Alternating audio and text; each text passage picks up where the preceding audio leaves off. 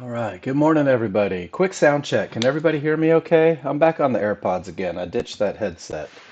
We all good?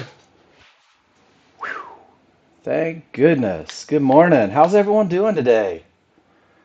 You guys ready? We're going to do this. We're going to have some fun today. I'm looking forward to it. I woke up wound up, ready to go. Um, 13 people in here. I like it. That's okay. We get there. Everybody shows up eventually. Good morning, Alex and Ziva, Ace. Nice to see you, Luciano. Abdulaziz, nice to have you guys in here today. Tony, great to see you. Man, great looking 50-50. Let's just ease into it, right? Anybody go short on the S&P?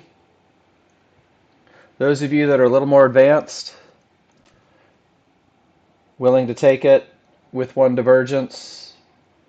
Man, Ace, I am up in Washington State, so I get it. I've been up for an hour already.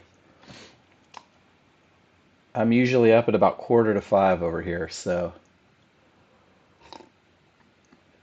where on the West Coast are you? Up at 4 for work? Ew, that's a four-letter word, man. That's no good. Let's build a foundation so you can ditch that gig. Arizona, okay. That's not really West Coast, is it? Isn't that Southwest? I lived just outside of Phoenix for a little bit, for a year. That's where my oldest son was born. It's hot. It's pretty though. It is pretty. Guys, I put something in the room at the beginning, and I'm going to read this and then we're going to get into the day while people funnel in. But this is especially for you guys that are brand new. Hey, good morning, John Novak. Nice to see you this morning. Guys, learning to day trade, learning to be confident and successful as a trader, it's like eating an elephant. And if you try to take it all on at once, it becomes overwhelming. And this is for you people that are chasing an awful lot. This is for you people that are brand new, going, "Oh my gosh, there's so much to learn." It's not that there's a lot to learn. It's you want to learn it sequentially, right? You want to learn it one step at a time. And if you try to do it all at once, if you wake up in the morning and you say, "I want to be a successful day trader," guys, there's moving parts that need to be mastered, and you're going to overwhelm yourself a little bit. But if you go after that elephant, right? It's like eating an elephant, one bite at a time. It becomes manageable. It's easy to focus in the moment. And when you begin, guys, we're going to learn the fundamentals of chart reading. This is what our first hour is dedicated to every day is getting those fundamentals of chart reading, understanding where the market is likely to continue, where it's likely to go, where it's likely to stop. And this can all be done with one simple trade, guys. Our focus for the first hour is a high probability trend trade. It's every advantage on every chart, giving you the best of the best. And it's not that the trade is the only trade that you'll ever take, but what the trade does is it teaches you to read your charts. It teaches you to look at this big S&P chart and say to yourself, this is what's happening, this is where I'm coming from, this is my momentum, and this is the reason that I need to take this trade. And then what happens is you're just going to take that and you're going to expand from that. So when you get those fundamentals down, you're going to begin. Your first bite of the elephant is focusing on entries, guys, and I focus heavily. Good morning, Debbie. I focus on entries for the first 30 or 40 minutes. That's all we're talking about. I'm going to give you a checklist for entries. I'm going to give you a simple trading plan just for entries. And you're gonna devote all of your attention and all of your energy to getting into the market at the correct spot when the advantages are present. And then from that point, your second bite is going to be managing those trades, right? So the same way entries are going to be simple and mechanical and methodical, we're going to talk about the management side, and you're going to keep that simple and methodical in the beginning as you grow with the software, as you learn to recognize all these different things. And then what's going to happen, guys, is you're going to build this foundation, the solid foundation, and you are going to build your kingdom of trading on this foundation that's built off of that high probability trend trade. and you're going to apply your ability to read the charts to managing more assertive trades, to recognizing the problems that are in front of you, and then being able to circumvent them, to manage aggressively, to still make profits in situations where as a brand new user, you weren't able to make profits, guys. So we're going to focus on the easy and the basics and the simple, right? And then when we do that, when you get this management or this ability to read your charts in, what it does is it allows you to make good decisions when problems are present, and it allows you to take more trades, to take what may appear to be riskier trades right now, but ultimately have so many advantages present that you know exactly how to manage them. And guys, this short on the S&P is a great example of one of those situations. Your ability to read charts is going to have you recognizing where the market is likely to stop. And when the market stops at Fibonacci and reverses and gives you momentum, this trade right here becomes probably the highest chance of winning, even with a couple areas in the way because of the momentum, because of the location that it's coming from. And guys, in the beginning, you're probably going to avoid this trade. You're going to say to yourself, there's a divergence present. We're not going to take this. But as you grow with the software, you're going to make great decisions and you're going to take quick profits and you're going to manage these trades assertively and you're going to be able to do it and you're going to find success on a greater spectrum from the foundation that you build. So I hope everyone's okay with that. And this kind of struck me this morning because I had a couple people posting charts with challenges, right? A couple people posting charts into what the new user considers problematic areas, but their management was so outstanding that they're able to take profits along the way. And that's one of the things that my brother does very, very well. Is my brother is an absolute genius at reading charts in the moment, and he'll take trades that scare the ever-loving bejesus out of me, and then he'll manage them so well that he'll still find himself making money on them. And that's the goal. But it takes time to get there, guys. And in order to get there, I want you to embrace the process. But before we embrace the process, I want to talk about news. Every morning, I come to forexfactory.com and I look for the news. I want to see when news releases are happening because they may make the market jump or bump or spike, and they may make the market a bit untradeable, too fast to read, right? So we don't care that there were ADP non-farm employment changes, guys. I don't revolve my day about worrying about what the non-farm people are doing with employment, but I do know because it has a red box on it, that it is a high impact news, that it may affect the market, that it might make it spike a little bit, maybe jump. It may turn on a dime, reverse direction because of an emotional response.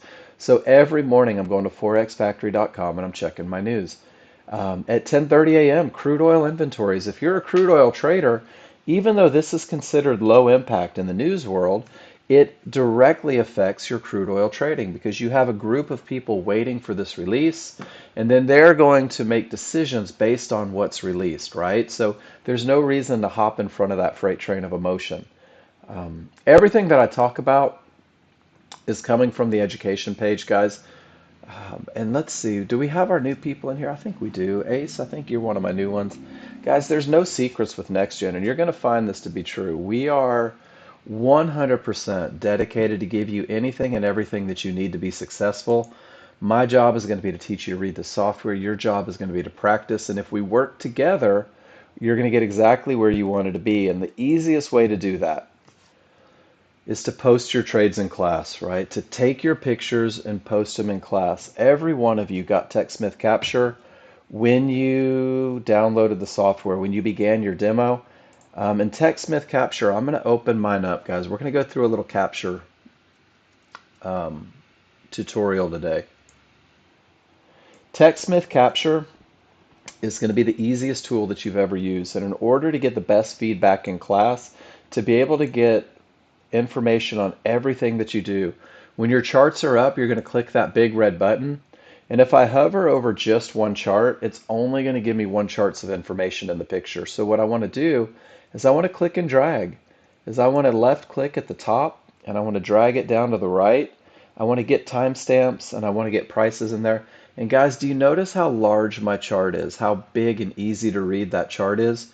When I release, I can take a picture, right? When I take that picture, look at how I can see everything that's happening on my chart. I can see my large chart, I can see my small chart, I can see my entry point, I can see where I'm going. So often I get pictures from you guys where this bottom is like this, and you're going, hey, Mark, give me some feedback on that trade. What do you think? And the reality is, guys, is I don't know. I can't read your charts. So spread them out a little bit, right? Give me the ability to see what's going on, to see where you're coming from and where you're going, and it's going to make life a little easier. Once you have that picture, there's going to be arrow tools, right? There's going to be shapes if you need them to talk about things that you see. But the most important thing that you can do, guys, is take this call out button, right? And you're going to write your rules on your chart. You're going to write why you get in. Whoop, not right. You're going to write why you got in, right? Write why you got out, how you felt, right? Any problems that are present. And guys, the better information that you put on your chart, the easier it becomes. And one of the things that I want you to get in the habit of doing is if you're coming from a good top or bottom, make the note by that good top or bottom. Maybe put an arrow to it. If you have odds favorable momentum, put a note by that odds favorable momentum. Put a note by your entry area. And what you're doing, guys, is you're picking apart these reasons to take a trade. You're picking apart the rules that get you into the trade. I see a lot of people with just one little box right here, and they go through and they phone it in, right? This is what I saw. This is what I'm doing. And the reality is a lot of the times the things that you're writing, these prefabricated rules that you're putting in, aren't actually what's happening on the chart. So I want you to get into the habit of putting your notes where the rules are happening. And when you annotate charts, guys, this is a great picture of how to do it. You'll notice that there's notes, there's arrows, there's circles, and it's such a complete description of what's happening that not only can you know exactly why you got in, but I know exactly why you got in, and you're pointing out those reasons to me. And you're going to post your trades in class all the time. And you're going to do that once your chart is annotated. You can just click copy, and it's going to put that picture on your clipboard. Come over to the chat box and just drop it right in. And there's a picture. You can also upload it, and if you upload it, it's going to give you one of those web addresses to screencast. You can copy that, and you can post that in the room, and it's going to give the same picture, but it's going to give me a link to that picture. And you're going to use that link for the second half of your path to becoming a confident trader ASAP. You're going to use you're going to track your real-time performance in a spreadsheet. And again, Nexgen provided you the spreadsheet when you downloaded the software. I'm going to give you a copy of mine because this spreadsheet is like absolute magic. You're going to take every trade that you take a picture of, and you're going to describe what's going on in it. You're going to talk about the rules, you're going to talk about your feelings, you're going to talk about what worked, what didn't work, and what the final outcome was. And then when you do take these rules-based trades, and guys, this is what I just gifted you, you can take that picture and drop it into your spreadsheet so that you can come back and use the spreadsheet as a study tool. You can take pictures of the perfect longs, the perfect shorts, the rules-based trades, and come back and take a look at those pictures. And that's really the second half of getting to where you want to be. First, you have to post those trades in class like Alan just did. Alan posts a picture in the room, right? I'm going to open it up and I'm going to say, Alan, look at this NASDAQ trade coming from a beautiful termination condition with odds favorable momentum. And your picture, your entry could not have been, well, it's a little low, right? You're waiting for market flow confirmation. That's okay.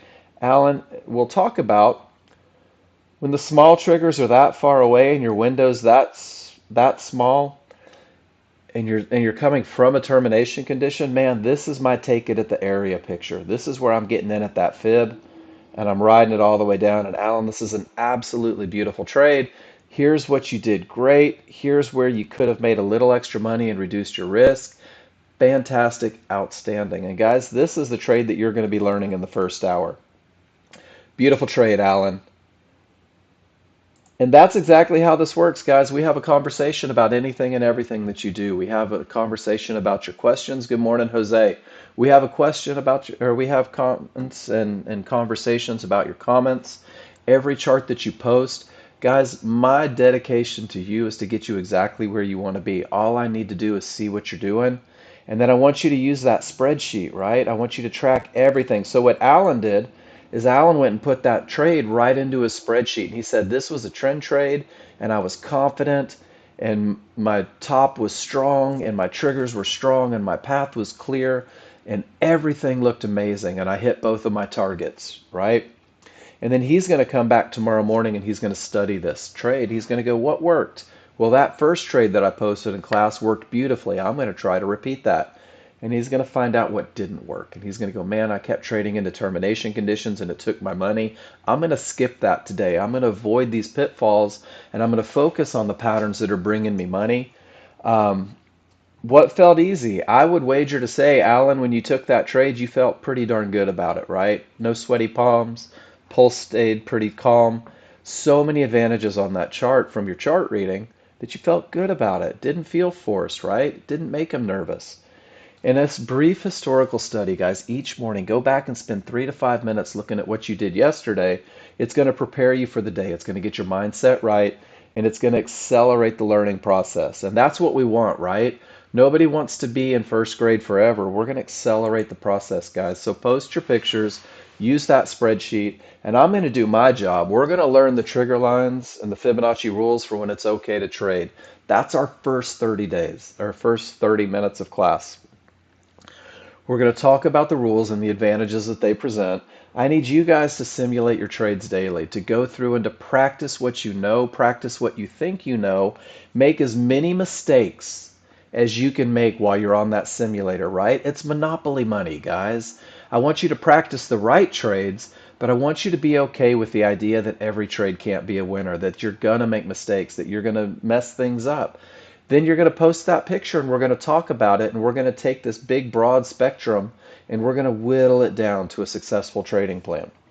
We're going to simplify a lot. We're going to focus on a high probability trend trade this morning. A trade where every indicator on every chart agrees for the trade. A trade that's going to teach you to read your indicators. It's going to teach you to understand where the market is likely to continue, where it's likely to go, and where it's likely to stop. And you have to learn them, right? You have to study them so that they become easy. 250 pictures of a rules-based entry, guys, starts making that pattern pretty easy. It starts making it easy to recognize. And if I click on one of these, it's going to take me in and it's going to show me that beautiful entry and it's going to show me those conditions. And I'm burning this picture to memory, right? This is another one of Alan's trades.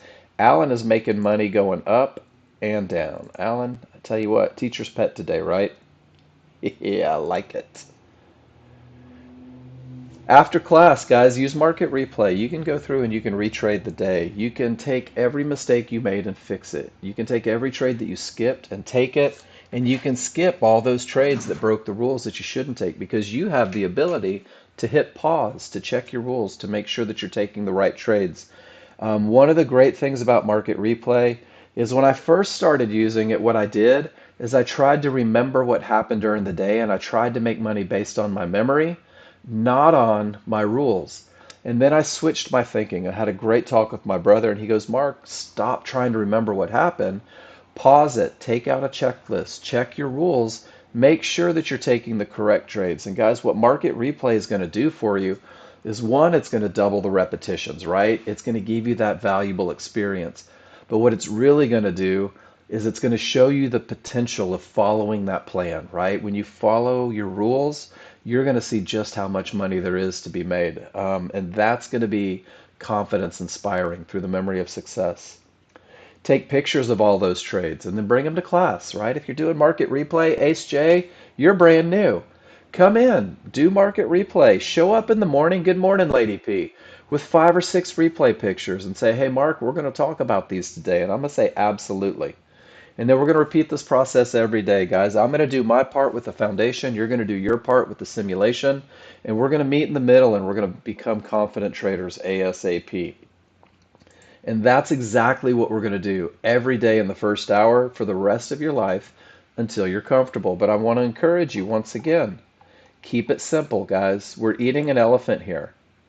And I'm going to post that one more time at the bottom because those of you that didn't scroll up, I want you to read this. Learning to day trade is a process, guys. Keep it focused. Keep it focused on easy and then grow from that point. So what we're going to do in the spirit of simplicity is we're going to focus on a high probability trend trade this morning. We're going to talk about the rules. And the cool thing is, guys, is the rules create an advantage. Nexgen has been around for over 25 years. We've been studying these charts, these looks, these patterns for over 25 years. I say we. My brother, I've only been with the company for about 3 years now. There's three rules for a high probability trend trade. These three rules provide three advantages. These three advantages are what create a trade. A trade is really nothing more than momentum, a clear path, and an entry area. That's your high probability trend trade. These three rules are going to happen on only two charts, right? Take a sip of water. Sorry, guys, I had a little extra splash of coffee this morning. Um, your large chart leads the way. I love that phrase. Large chart leads the way. If the large chart doesn't say go, then we just don't go, guys, because your large chart is going to define direction. Your large chart is going to define momentum. Your large chart is going to define your areas.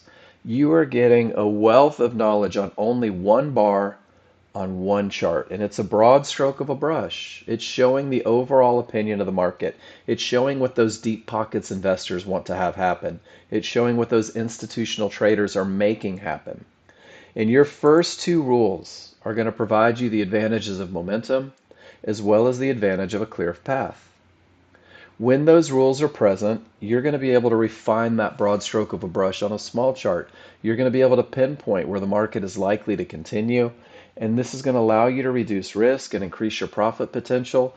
And rule number three, your advantage of an entry area, comes off of this smaller, faster chart. So I'm going to pop a couple pictures in the room, guys. This is the charts that we're using, a large chart and a small chart, and we're going to use it for only three rules initially. We're going to go ahead and focus on the absolute best of the best, learning to read your charts, and then we're going to move from there. So I'm going to minimize this.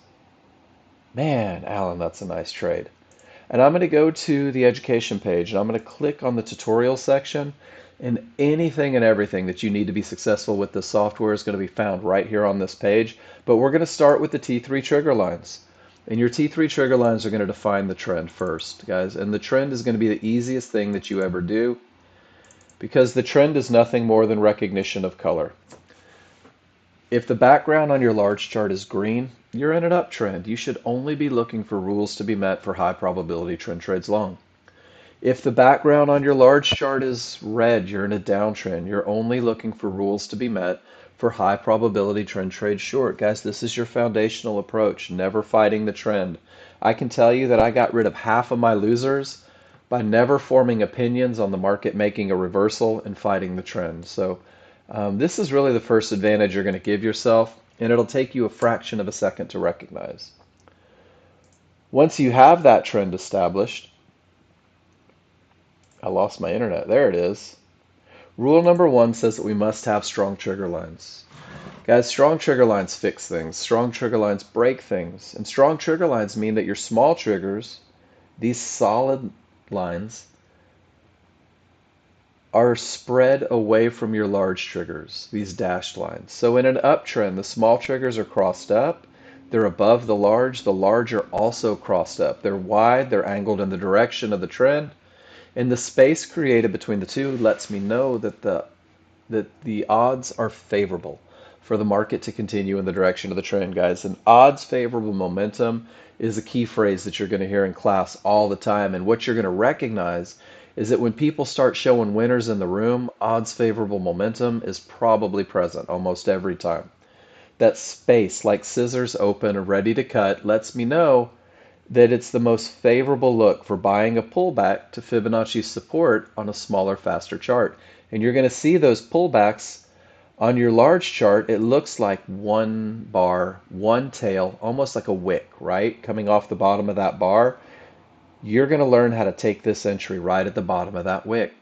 In a downtrend, when the smalls are below the large are wide, they're angled in the direction of the trend. Once again, odds favorable momentum is the most favorable look to sell Fibonacci resistance on that smaller, faster chart. So we're going to focus heavily on odds favorable momentum, and then ultimately we're going to use it to find those entries.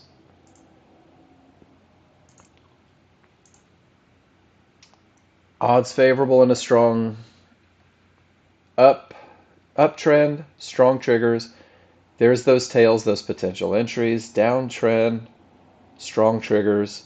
There's those tails, those potential entries. Guys, that's your best of the best. That's the advantage of momentum. When your small triggers work their way back inside of the large triggers, we call this a weakening of the large triggers. When you weaken large triggers, anything can happen up or down. Very often you're going to see weak triggers right before a reversal in the market. Very often you're going to see weak triggers going into Fibonacci areas. Focusing on the advantage, let me give you this picture. I love sharing pictures, guys. Focusing on the advantage is going to help you find success in the very beginning. And then I've got one more picture, and this is about, I think, a 12-hour stretch in the market, just about 8-hour stretch in the market, where you can see how the market cycles through this odds favorable, these anything can happen. Anything can happen triggers right before the market reverses, creates that odds favorable momentum, that best of the best. There's one of those pullbacks to Fibonacci support. There's that highest probability trend trade taking you off to your next profit area. The market slows down, the triggers weaken, anything can happen once again. And then back to odds favorable. And then we get this transition look, right? This transition where the smalls and the large don't agree, where the trend and the triggers don't agree. And guys, this is where the forces that be are battling it out. This is where buyers and sellers are going head to head, and they're trying to figure out who's going to win, who's going to be able to push the market in their direction. This is the point, and we saw it yesterday in NASDAQ a lot, where there's nothing for the next gen trader to do because there is no clear advantage. There is no strong up, there is no strong down. If you focus on rule number one and let it lead everything that you do, you're going to find yourself not getting beat up in these consolidation areas. And then you can be patient and wait for that odds favorable momentum to return. So PFI, great question. John said when the body of the bar is above the small triggers, when they're up, it's very strong momentum. Absolutely. So look at how, and no worries, but let's go through it. So in the beginning, PFI, this is what I'm looking for. This separation between the triggers is amazing. And that's what I'm looking for as a brand new user because it simplifies, right? But if you'll notice when that momentum starts, the body of the bars are outside of the small triggers. And as it decreases, they work their way back inside, right? So the bodies of the bars do the exact same thing as those small triggers. You can focus on bar bodies, or you can just say, when the triggers are separated, the momentum's the best. And what you're going to find is you're going to find a correspondence between the two. So it's almost redundant. It's almost saying the exact same thing. What you will find is some people take trades on their smaller, faster charts, and they'll use that look with the bars outside of the small triggers to make sure that that immediate momentum is at its absolute best. And if we get any of those posted in the room today, PFI, I'll point it out for you. I guess Ron's on vacation. He's usually the one that gives me the best examples. So guys, is everybody comfortable with that? Odds favorable momentum. In my opinion, this is probably the easiest part of the equation, right? When the separation between the small and the large is there, it's the absolute best time. Whoop, looking for pullbacks to Fibonacci resistance. And guys, that's the precursor for everything that you do, is making sure that that momentum is its absolute strongest, because that's the first part. You're having sound issues, guys. Can everyone else hear me okay?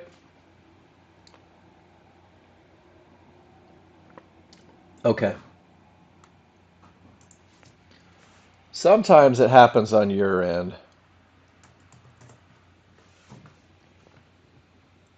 Good. I'm glad it's not me again. Oh, okay, cool. Awesome. So guys, three parts to a trade, and we just covered the first one. We now have the advantage of momentum. So now we have to make sure that we have a clear path.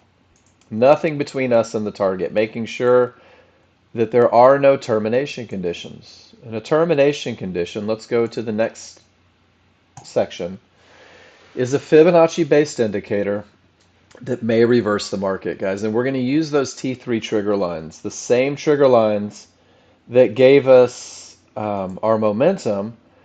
We're going to use them in a comparison against areas to see if that area is likely to stop the market. And if it is, it removes your clear path. So the areas that we're looking at, divergence highs, that magenta line that prints from a pivot when we lose momentum. You can see right here the market goes up, the market goes down. This magenta line prints on the third bar, and it lets me know that the momentum isn't following price. From a low, the market goes down and then it goes up. This divergence line will print on the third bar, letting me know that the momentum is dying in that move on the large chart. So we'll use these magenta lines, we'll use these cyan lines, red Fibonacci resistance, blue Fibonacci support, yellow one-to-ones, guys. And these are the areas that we're going to make these comparisons on. And to determine whether or not they're likely to stop the market is a simple two-part process. And this is the second bite of the elephant, guys. When you have momentum, let's make sure that we're not running headfirst into a brick wall. The first thing that has to happen is price reaches the area. Your dynamic Renko bars come down to and reach support, or they move up and they reach resistance. And when price reaches the area, the only thing that you have to ask yourself is, where are my trigger lines? If your trigger lines remain above the area of support, this area of support in the moment, right then, we're in the moment traders, is a termination condition. It's an area that may reverse the market. It's an area that may create a bounce that becomes untradeable. It's an area where the big pocket, the deep pocket traders, guys, they are reacting to Fibonacci. And they may react with a bounce, they may react with a full reversal, but I want you to embrace it. Price reaches the area. If none of the trigger lines break through, well, then that area may stop the market. You no longer have a clear path. Rule number 2 is not met. You're just going to stop looking for a trade in the moment. And you're going to wait and see. Is that area gonna hold? Is it going to reverse the market? Or is it going to break? Because, guys, areas break all the time. Otherwise, we'd be caught in a range. Areas tend to break with odds favorable momentum. An area is considered broken. This area of support is considered broken when both the small and the large triggers get to the other side of it. You'll notice that it begins to act as resistance. That'll make a change right in your chart. You'll notice that there's odds favorable momentum. You'll also notice that the market pulls right back to it, and there's one of those tails for one of those entries, right, to the highest probability trend trade, taking you right down to the next Fibonacci area. So if you allow it to be simple in the beginning, guys, and you focus on two scenarios, price reaches the area and none of the trigger lines go through, no more trades, no more trades into that area. You do not have a clear path.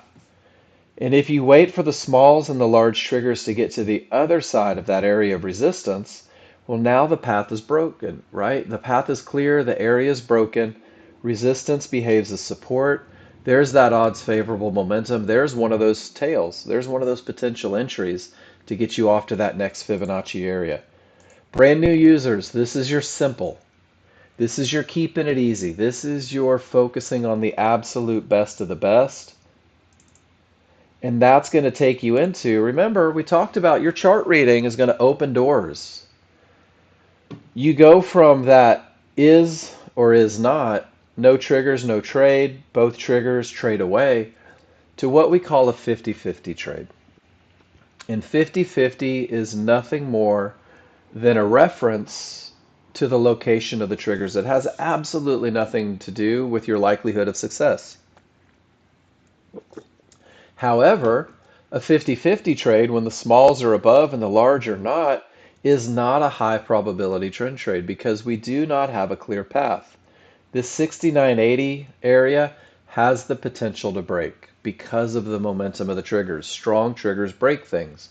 But until both sets of triggers get above resistance, it's only potential. It's not a clear path. And this is a trade that falls outside of the realm of high probability. This is a trade that falls into the medium probability trade.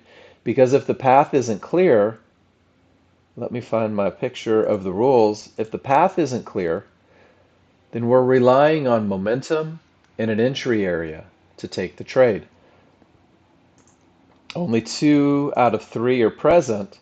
And guys, sometimes areas break and sometimes areas don't break. You'll notice at the bottom here, the smalls break through and the large didn't. And ultimately, this area of support holds. The market reverses, it heads back up. So what you're going to do is you're going to use your chart reading to recognize the potential and understand that this is a trade that will have to be managed more assertively, this medium probability trade. That's going to be the second bite of the elephant.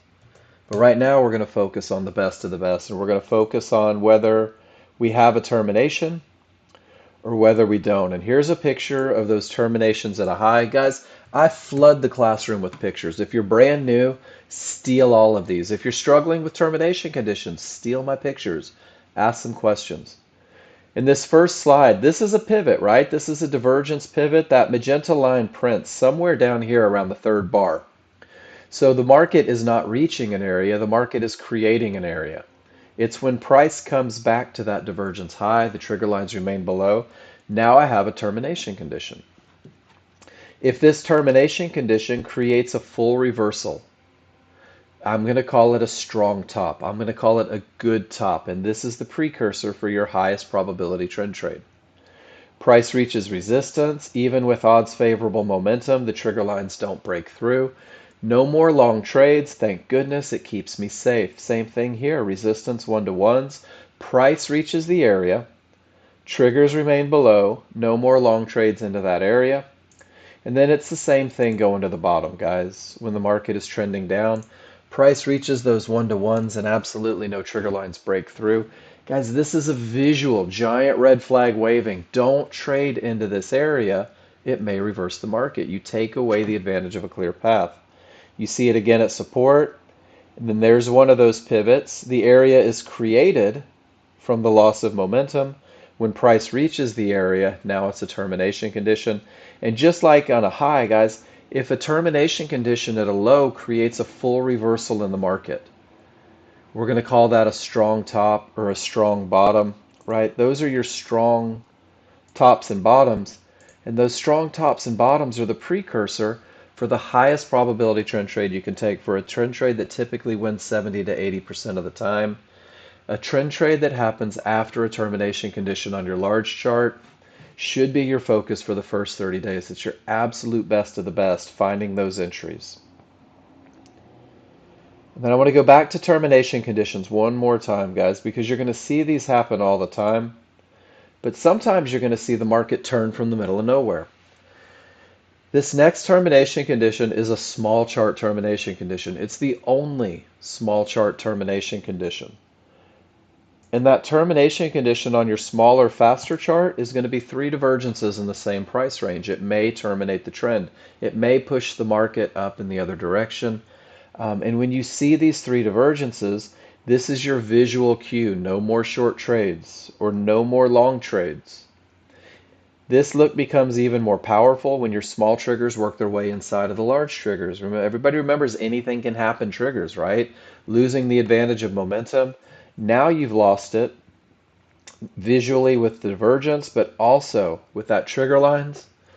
And then it becomes more powerful still.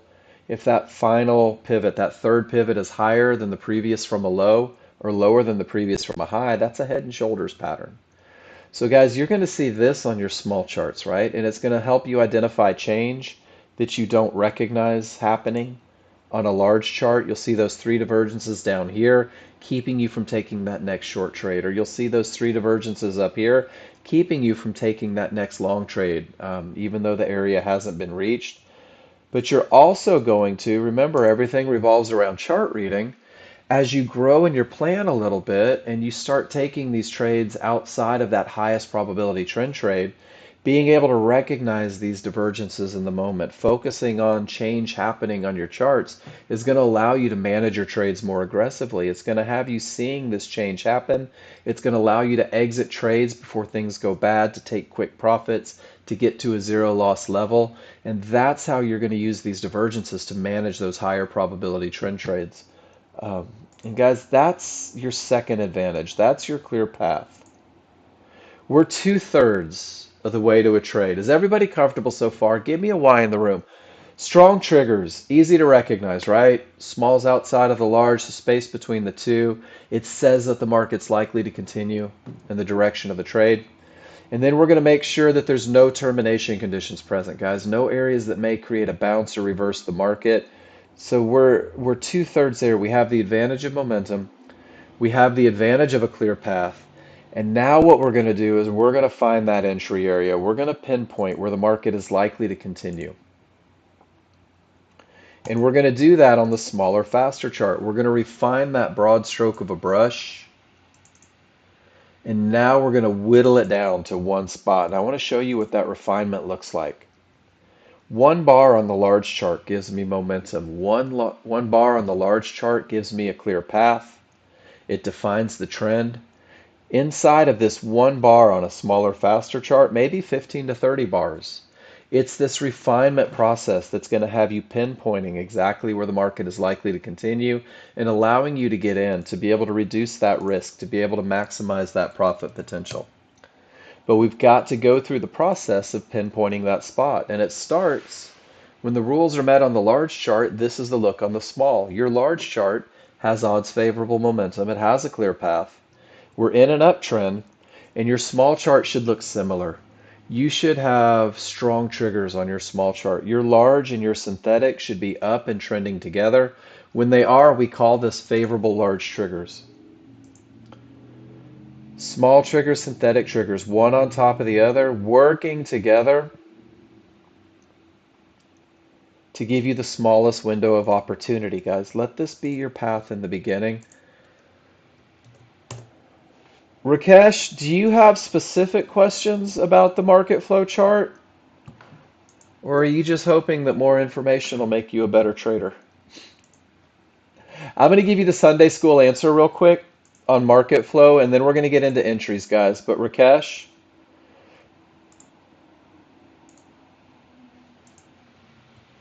here is the first part on market flow. Your rules have to be true. So if you don't have rules in place, market flow does absolutely nothing for you. But once you're comfortable with the rules, and I imagine you are at this point, we'll talk about how you can use market flow. We'll go through with a couple examples of getting the most out of that chart. But I want to remind you guys in the very beginning, I want you to focus on the best of the best. Focus on easy, focus on two charts. And let's find that spot, right?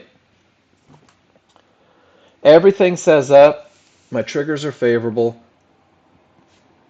Rule number 3 says that I'm going to use a limit order to buy or sell a pullback at an area inside of favorable large triggers. Which means that I'm literally going to wait for the market to come back to me inside of favorable large triggers. The areas that trend trades originate: fibs, mid bands, and one-to-ones. And they originate, once again, I'm going to say it, inside of those favorable large triggers. So what we're going to do is when everything says up on the small chart, when the market's going, it's moving, it's cranking, there's nothing in the way, we're going to look and see which areas are beginning to fall within those favorable large triggers. But the rules say that we are going to buy a pullback in an uptrend, which means that the market has to come to us. A pullback is nothing more than a small retracement in price that's counter to the underlying trend. So if everything says up, Nexgen users, you're going to wait for the market to come down to you. At the time of the reversal bar, you're going to create what I call a window of opportunity, that area where the market is likely to continue. That area of opportunity for a long trade, the window of opportunity will be from your highest point of support, fibs, mid-bands, yellow one-to-ones, inside of favorable large triggers, to the lowest point of support, fibs, mid-bands, yellow one-to-ones, inside of those favorable large triggers.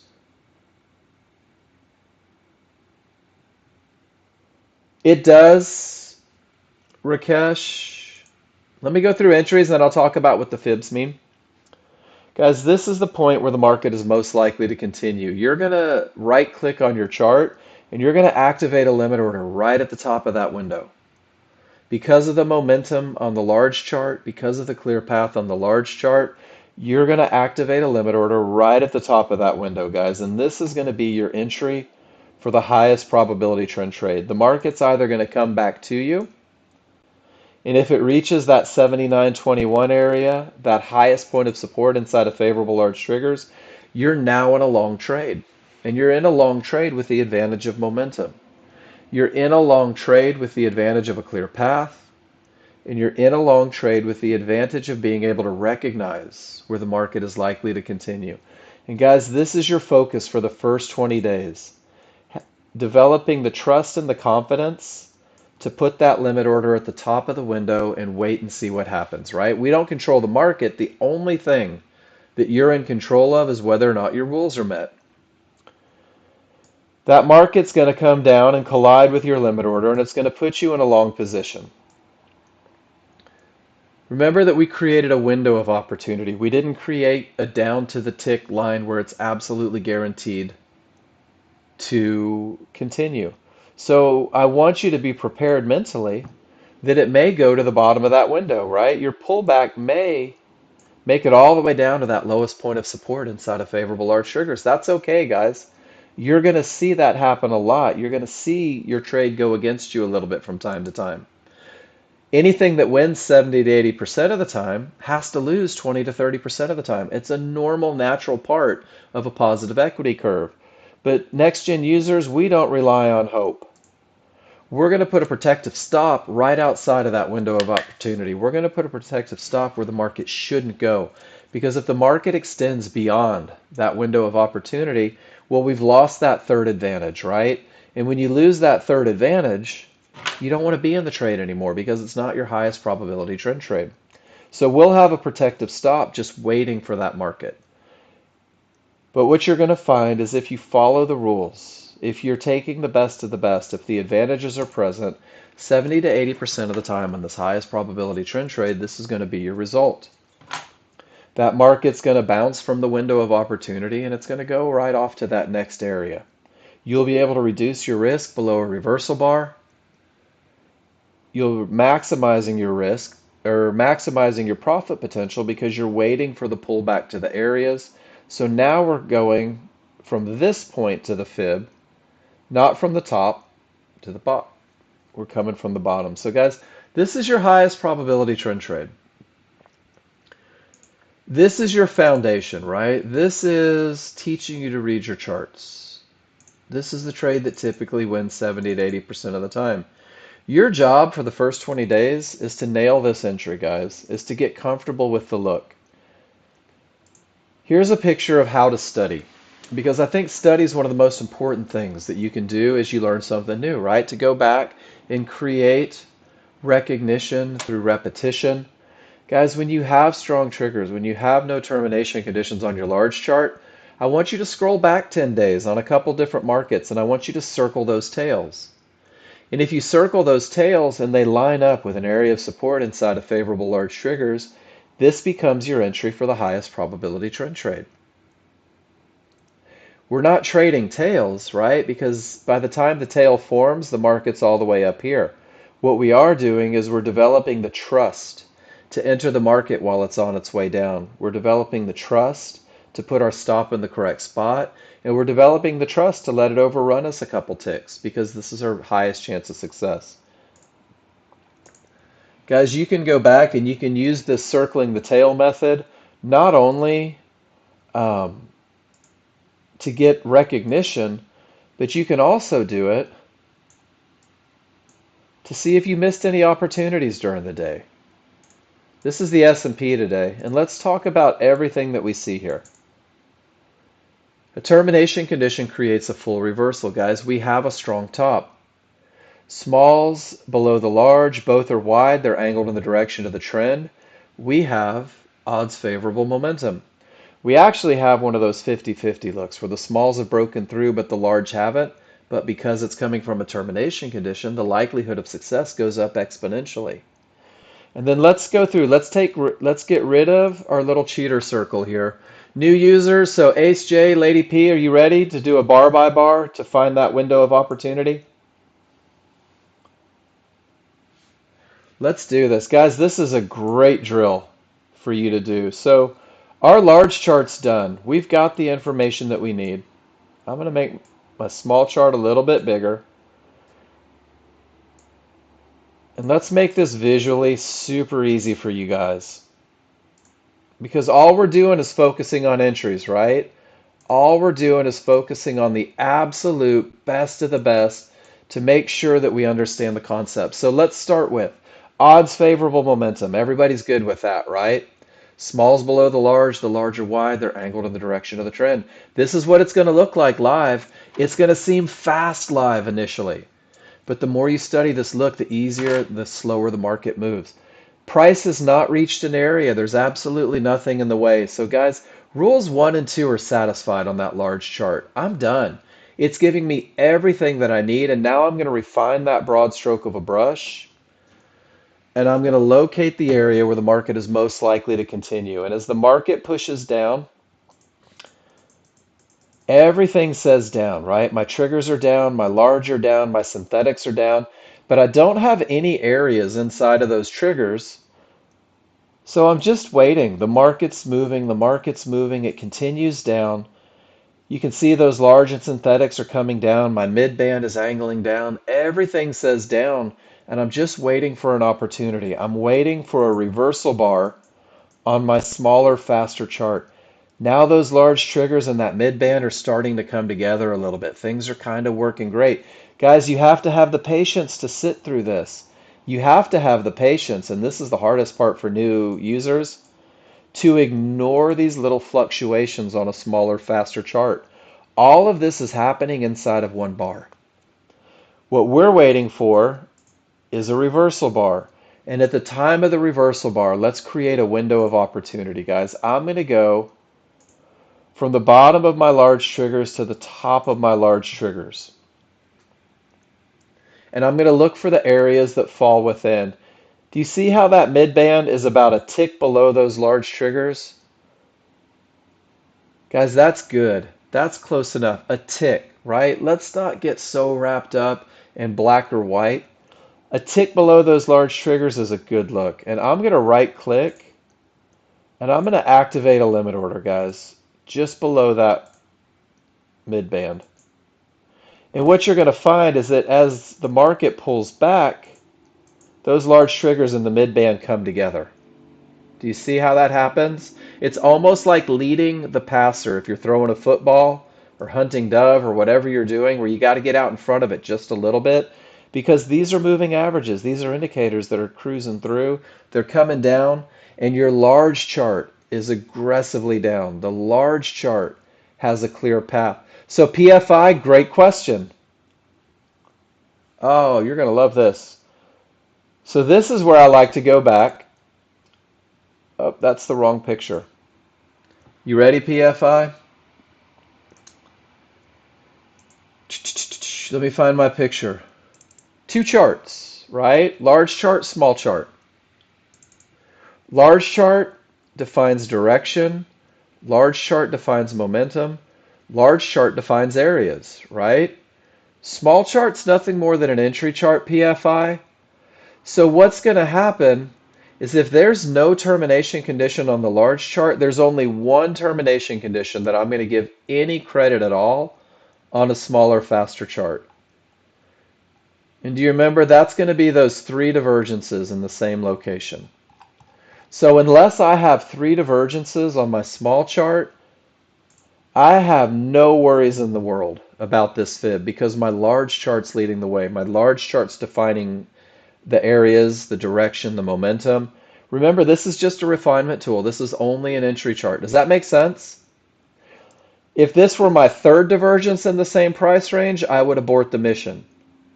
That doesn't make sense?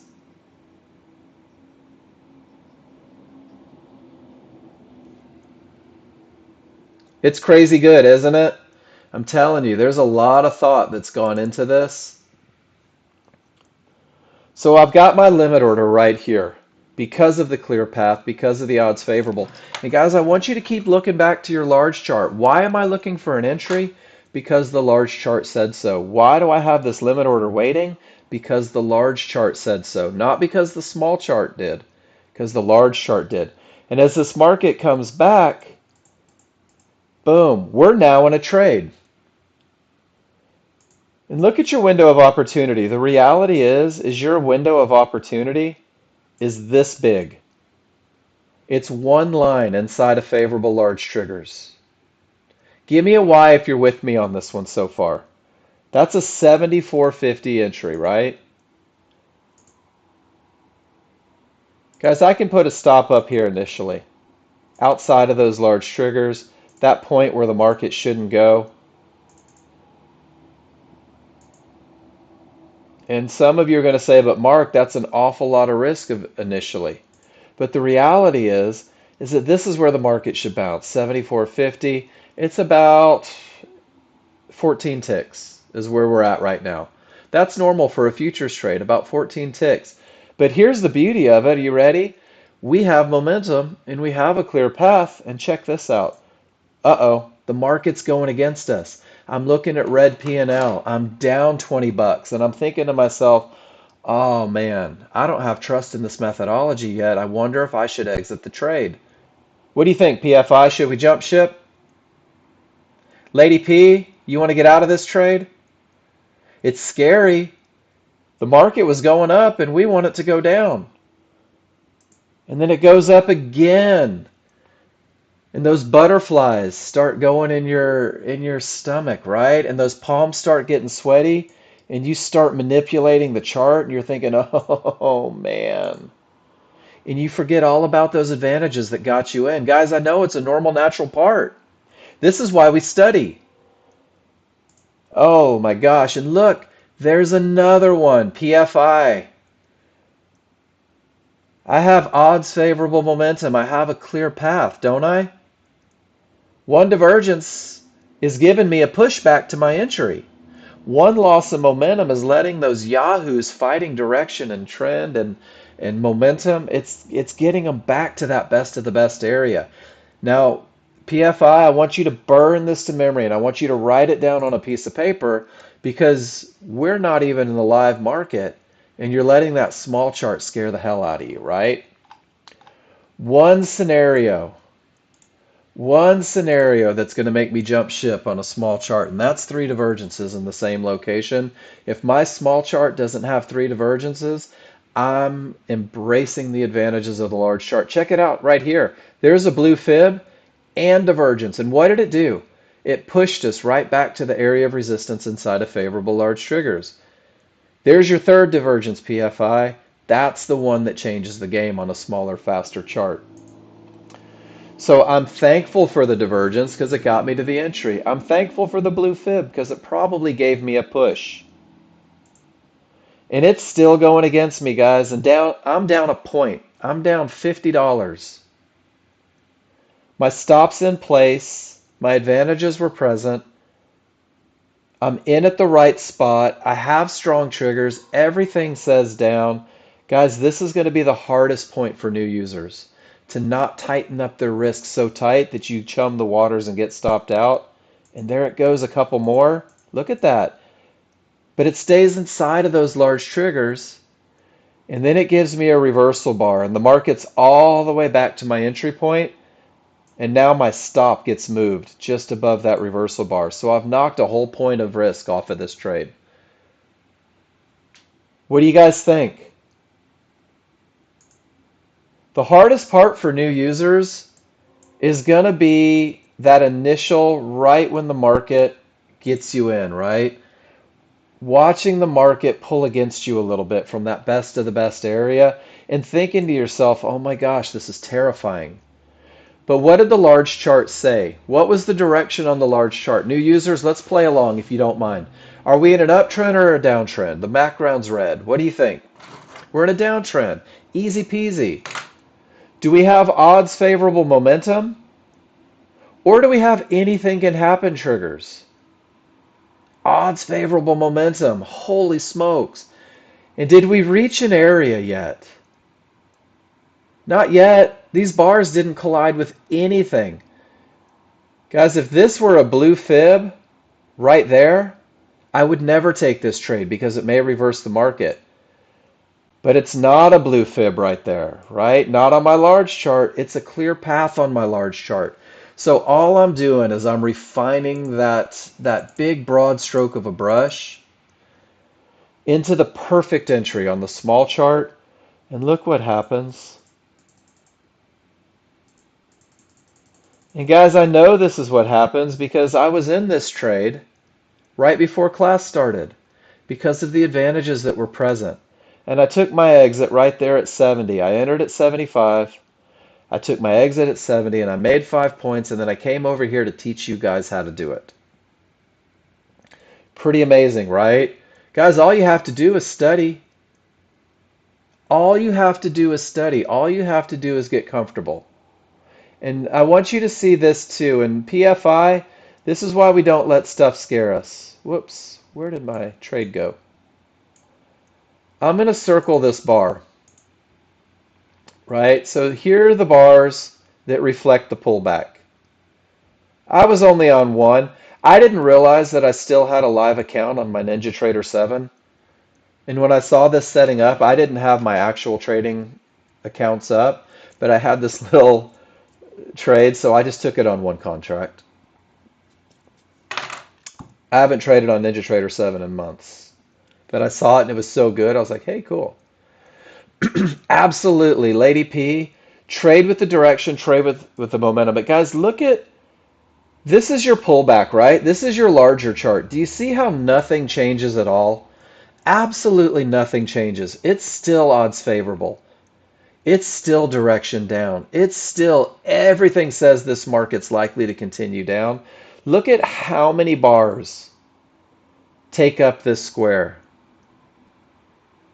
In PFI, Lady P, Ace J, and all you other people that move your stops too fast, this is the best lesson I can give you on why you have to stay committed to the advantages on the large chart, even if the small chart's coming against you. Because what happens is the large chart is the opinion of the market.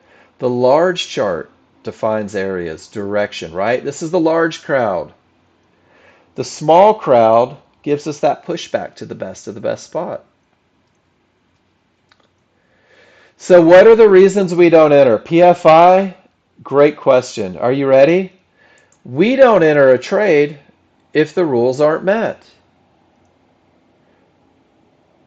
So if we have a termination condition on the large chart, we don't enter the trade. If we don't have odds favorable momentum on the large chart, you don't enter the trade if you're following your rules. If you don't have an area inside of favorable large triggers on the small chart, you don't enter the trade. And then the only termination condition that we respect on a small chart, PFI, is what? 3 divergences in the same price range. There's another one of those tails. Look where it came back to. Resistance inside of favorable large triggers. And guys, this is where that small chart's going to try and get you. PFA, how many divergences on that small chart? Are you scared? Hell no, you're not. Why? Because it takes 3 to get you worrying when you have the best look on the large chart. Guys, I'm telling you, this is a pattern that repeats itself on every market, every time frame, over and over, and the only thing that you have to do is learn to trust it. And how are you going to learn to trust it? You're going to learn to trust it through practice, through pictures, through study. And this is what I'm going to do right now. And a lot of you guys thought, well, that's not for me. I don't need it. I hope you take it this time. I'm going to give you a checklist that discusses the advantages, that gives you four options to enter a trade. Is the market coming from a good top or bottom? Is it coming from a termination condition that creates a full reversal? There's a video link to understanding great tops and bottoms. Notice that you can take a trade without a good top or bottom, but you're going to manage it, right? Do you have odds favorable momentum on both charts? Are there no termination conditions? No areas on the large chart, no three divergences on the small chart, and did you have an area inside of favorable large triggers? PFI, Ace J, Lady P, everybody, Ziba, Levon, Learned Hand, John in Alaska, Johnny Rocket. You knew I was going to say it today. I've never had anybody in the history of this checklist do worse than 70% winners by following it. Never. I've had people run this methodology through the ringer, tested over 500 trades, right? Go back and do it historically. And I've never had anybody do worse than 70%. And the reality is most people are 80 to 90. But guys, I want realistic expectations because we're going to make mistakes every now and then. This is your path in the beginning, guys. This is your first bite of the elephant. This is teaching you to read your indicators to understand what it is you're looking for. For those of you that are visual, brand new, man, Mark, that's a lot to take in. I don't remember all this stuff.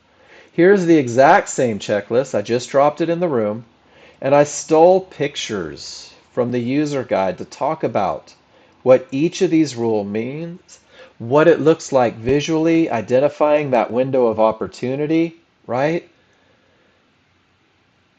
So put this on your desktop, guys. Make this part of your day. Make this part of your ritual.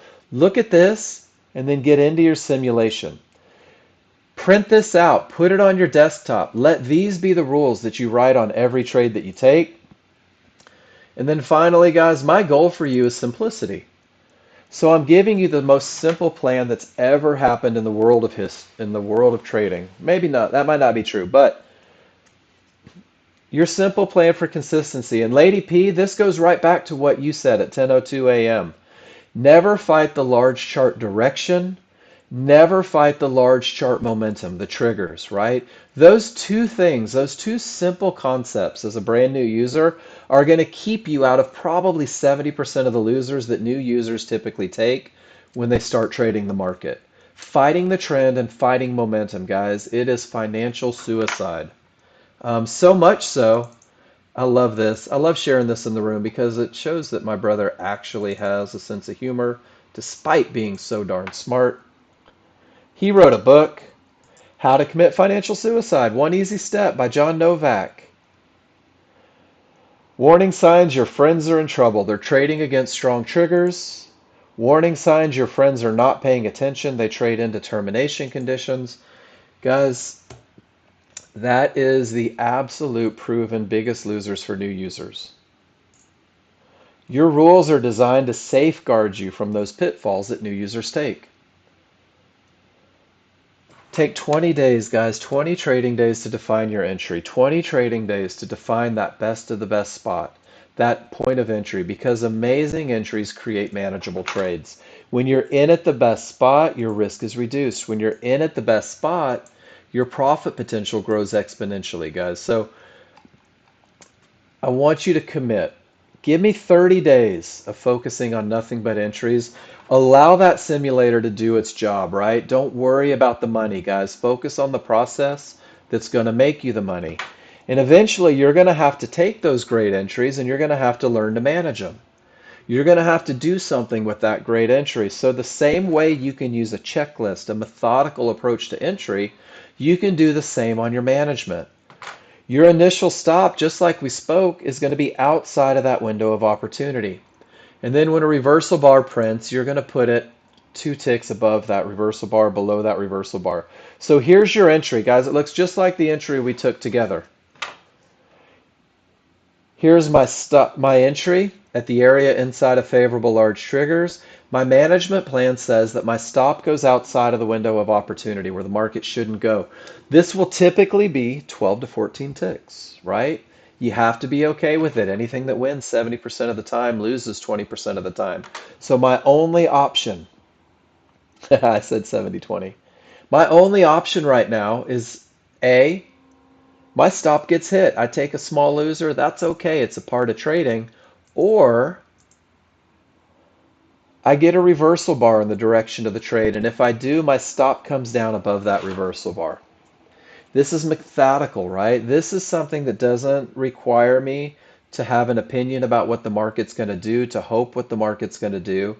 It simply is or it is not. I'm either stopped out or I reduce my risk behind a reversal bar. And from this point, once again, there's nothing for me to do. Either my first target gets hit or I get stopped out. And guys, my first target's $100. A lot of you home run hitters are like, man, Mark, I can't make any money on $100. Well, I'm going to respectfully disagree because $100 on a 10 lot's $1,000, isn't it? Taking the best trades and maybe compounding with contracts rather than taking more trades. And when that first target gets hit of $100, guys, they can't take that from you. That belongs to you. You have $100 into your account. You have zero risk on the trade now because you've just moved your stop to break even. You have a dopamine rush, you're feeling good, and you have no fear of holding to the next target because of that break even status, right?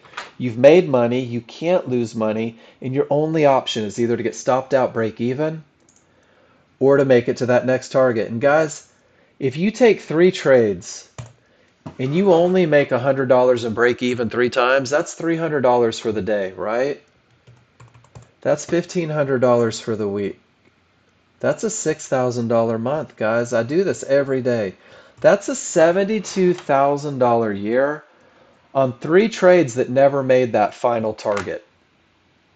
And I don't know about you, but that's a pretty good year for 10 to 15 minutes of your life every day. But if it does make that second target, if the momentum carries it, if the clear path helps, and if everything continues to do what it was doing, guys, that's $300 right there in one trade. This is your highest probability trend trade, guys. This is your focus for your first 30 days. And I promise you,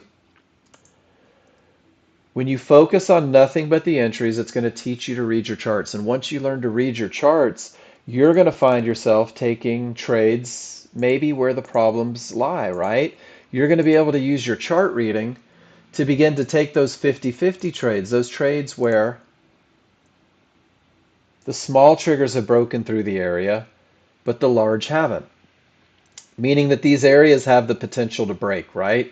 So you're going to say to yourself, if I don't have a clear path, I'm going to insist on odds favorable momentum. I'm going to insist on strong trigger lines. I'm going to insist on no divergence. And I'm going to insist on a small window of opportunity.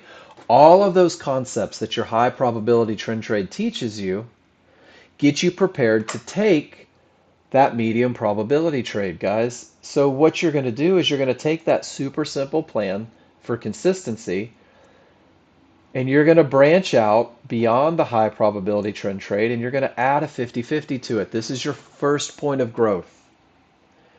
And you're going to say, when I have a 50-50 trade and an area is not broken, I'm going to insist on momentum on both of my charts. I'm going to insist on no divergence on my small chart. I'm going to insist on that great top or bottom, that termination condition that creates a full reversal. Why are we doing this? Because we're still learning to read our charts. So we want to keep it simple and we want to keep the advantages present. And then if I have it, I'm going to enter at the area because I know that the advantages are present. And look at this. Here's your second reminder. If divergence prints on that small chart, no trade. I'm not forfeiting momentum on a medium probability trade. And then your management is going to have to be different as well, guys. One of the characteristics of a medium probability trade is that you have to manage them assertively. You're still going to use the window of opportunity. You're still going to use the reversal bar. But if divergence prints, you're going to exit the trade. And guys, that is the third indication of divergence ruining the party. Your first contract goes at your trouble spot. Your ability to read your charts is going to identify that trouble spot. And that's going to allow you to get to break even and taking quick profits on the second contract. Guys, I'm going to put this simple plan in the room. I can't force you to follow it, right? That's not my job. My job is to teach you indicators. Your job is to embrace simplicity. One of those 50-50 trades. And then guys, I want you to see the trade that we worked through together was a 50-50 trade.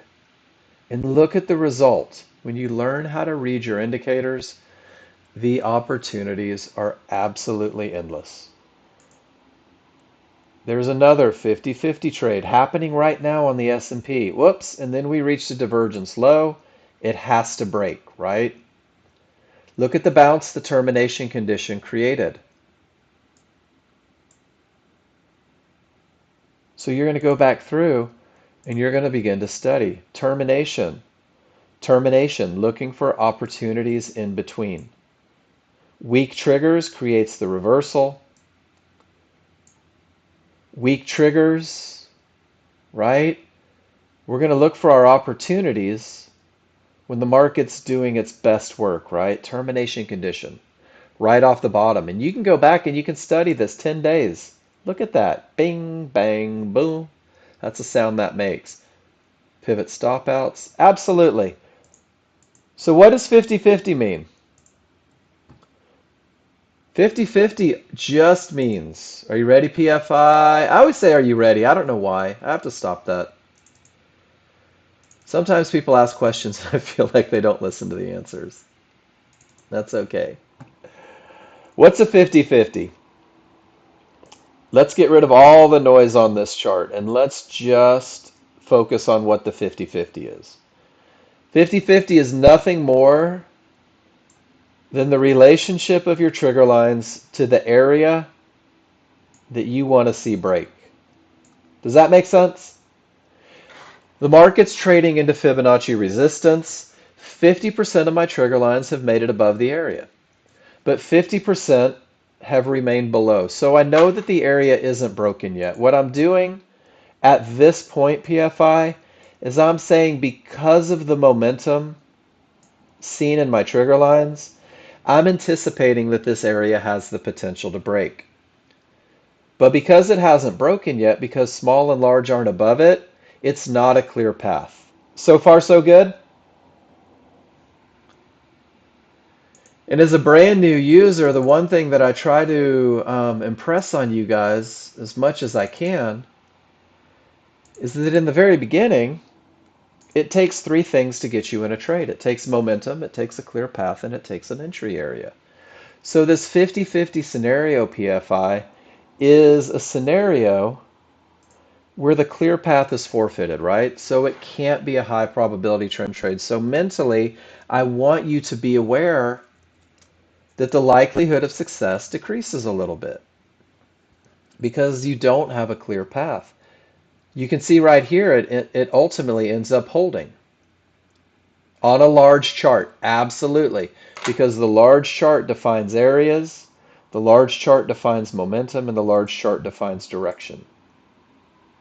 So when I have a 50-50 scenario on my large chart, I can still look for an entry on my small chart.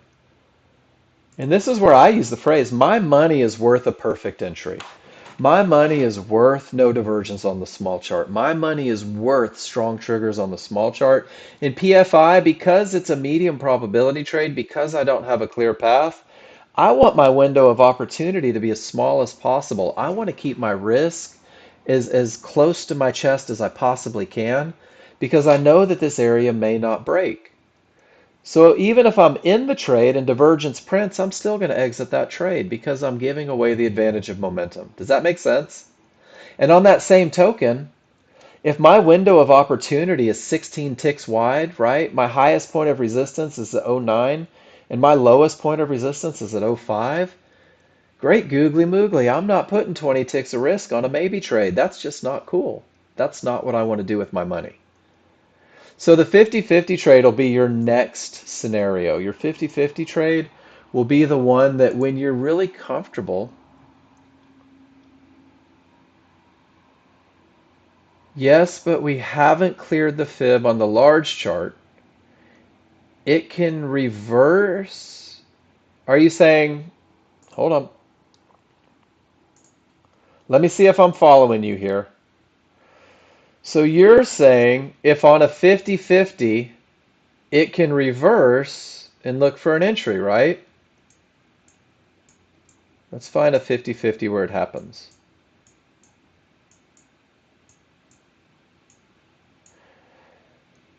Not what you mean? I'm sorry. One of the problems with typing in the room and not showing a picture is that because I've got to kind of translate a little bit. Revert below for an entry. So your entry may come from below the fib? Is that what you mean? Awesome. That's going to happen every time you take a 50-50.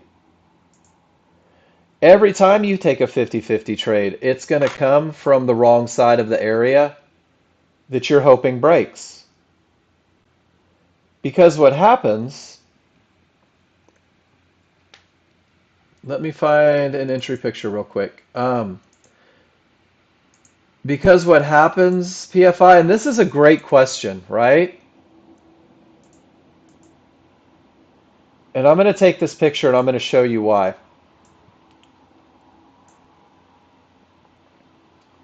So this is the area that we hope breaks, right? The small triggers are through. And this is the area that I'm looking for, right? This is the bottom of the bar. This is the beginning of the pullback right here. Because we trade the pullbacks, look where the top of that tail is. Look where the top of that tail is. It's always going to come from the wrong side. Because if it didn't PFI, that area would be cleared, right? If our entry came from all the way down here, well then my large and small, I have the perfect picture for it. Well then my large and small will have already broken. Does that make sense?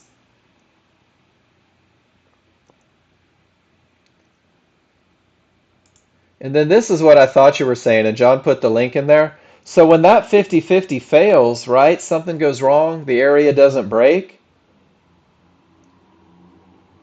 there's usually a great opportunity after a failed 50-50 that sets you up for continuation of the trend. Great picture, John Novak. Thank you. Good timing. I don't have a number. I'll tell you what, PFI, I want you to go back and find 20 50-50 trades where the rules are met completely by the checklist and see what your percentage is. I don't have an exact number. But isn't that a great way to build a plan to decide whether or not this is a trade that you want to take? I can tell you that the average new user takes 50-50 trades with divergence more often than not and loses more than they win. How do you replay trades? So there's a couple ways, PFI. You can scroll back and do those bar by bars that we did as a classroom, or you can go and you can use market replay. I can't show you right now because if I try, do you need to trade more than a day at a time? I'd have to shut everything down to do that. On NinjaTrader 8, you can do a whole week at a time. On NinjaTrader 7, it's day by day. But what happens is you can go back and trade the day, right? So we can look at today after the market closes, and you can go back and you can retrade it, and you can look at it, and you can take your pictures, and then set up another one. At the end of class, I don't even have 8 open. Yeah, because I'd have to shut down all my connections and everything. If you watch this video, it's only 1 minute and 55 seconds. And it really is that simple. And then John just did the replay right there. What I did, PFI, is I took this video on one screen and I opened up my NinjaTrader 8 on the other screen. And when it got to a key point, I paused and I did it. And I did that 2 or 3 times and I had it down pat. It really is. It's a much easier process on 8 than it is on 7. And then, of course, if you do it this afternoon and you run into a snag, man, we'll go through it and we'll get you squared away. But what I find is about 99 out of 100 people pull it off pretty easy. Guys, that's our first hour plus some. So check it out, 50-50 on a divergence low, and the triggers are weak. Do you see it? Weak triggers, 50-50, divergence prints, and it rockets up past the area inside of favorable large triggers.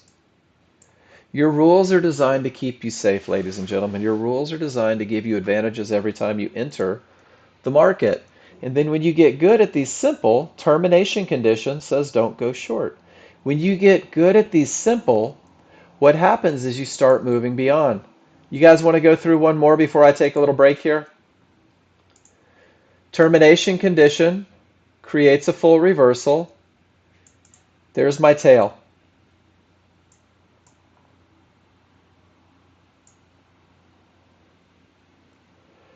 One divergence right to the mid band, two divergence, still strong triggers, comes right up to the resistance and the market continues down. So PFI, this is a 50-50 trade. But what happens on this 50-50 trade is when you begin to learn your indicators a little better, you're going to say that a termination that creates a full reversal, I may be willing to take it with one divergence because I see these terminations at key Fibonacci areas, and look at how often they reverse the market, right? Look at how often that Fibonacci changes the direction of the market as a whole, and it adds a huge advantage to the trade that follows. So as you grow, initially, you may not take this trade because of the divergence. But the more confidence and repetitions you get with the trade, guys, I love this trade because it lines up with resistance. It has strong triggers. It's coming from a termination, and I still have strong triggers on my smaller, faster chart. I'll take this trade every day, and I'll take it all the way down to Fibonacci support. In this entry at 80.93 down to Fibonacci support is over $200 of profit per contract. But you've got to be able to locate that best of the best entry first, and you've got to be comfortable jumping ship if things change. So there's smalls.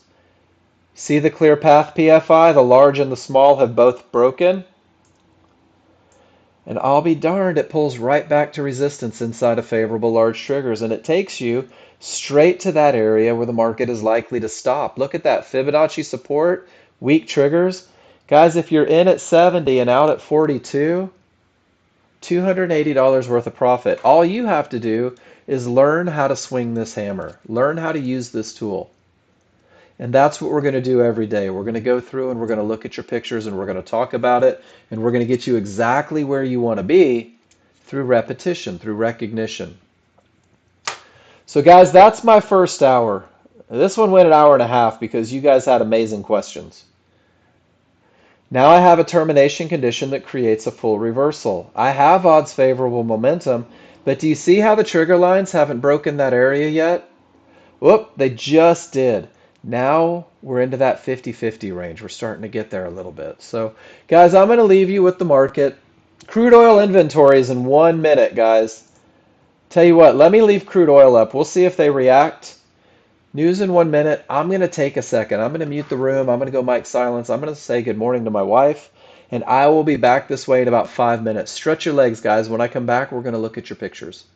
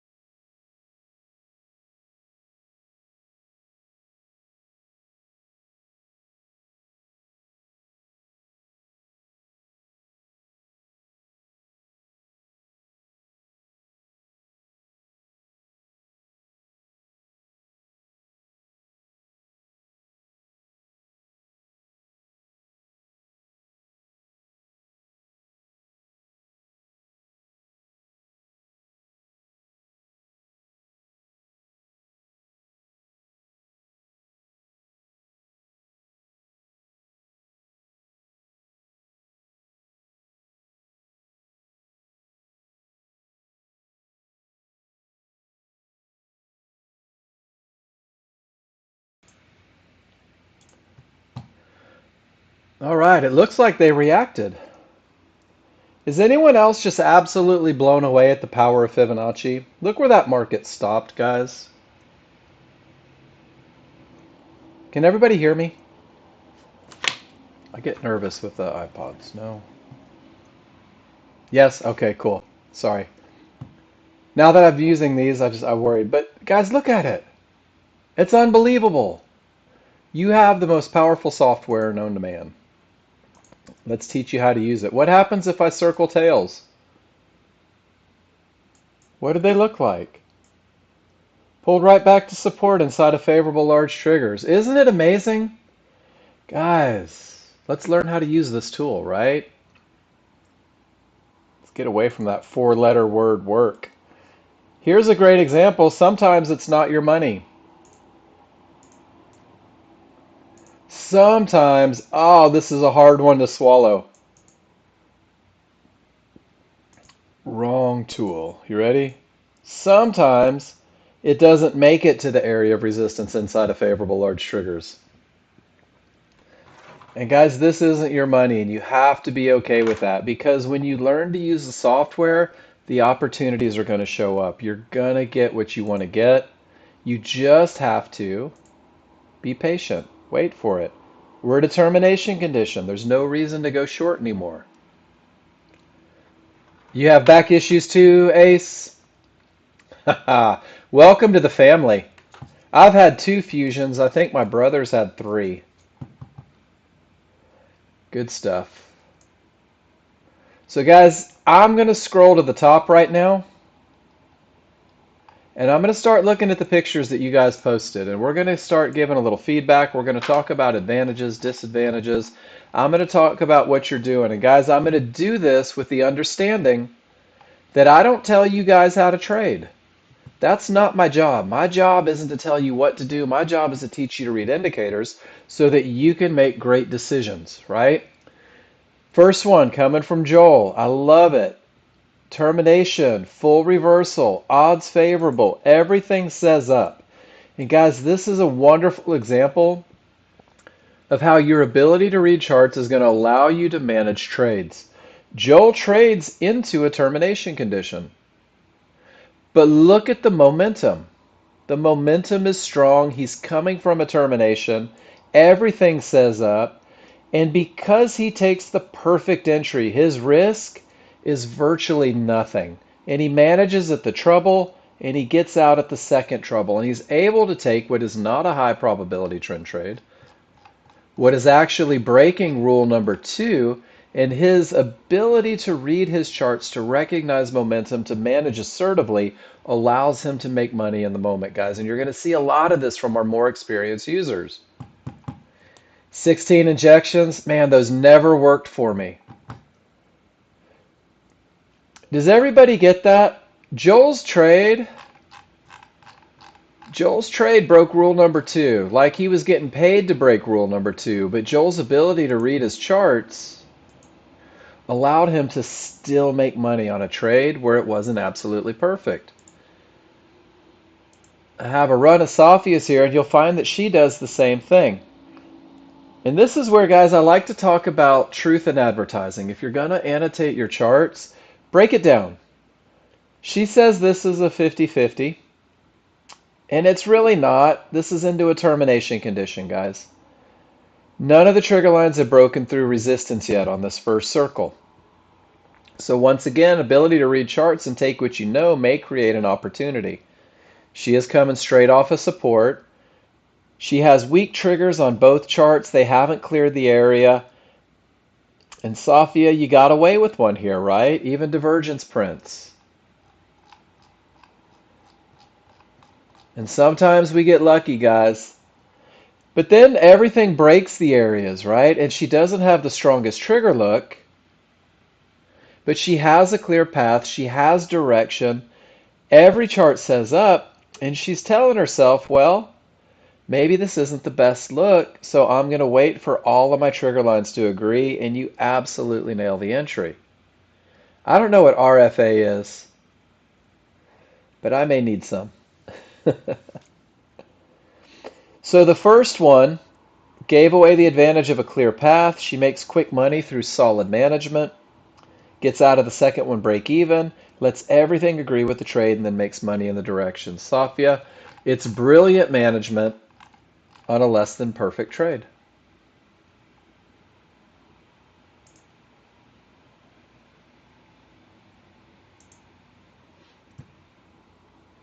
And then coming into the next one, there were her first two. And then once again, those weak triggers, multiple divergences, weak triggers. She gets in and gets stopped out of this one. And I'm not sure why you took the momentum trade because there wasn't a termination condition that created that reversal. So you broke the rules of momentum. You're still able to get paid because of the momentum. All the way down to the midband. Once again, guys, taking your ability to read charts and creating advantages from it. Support holds.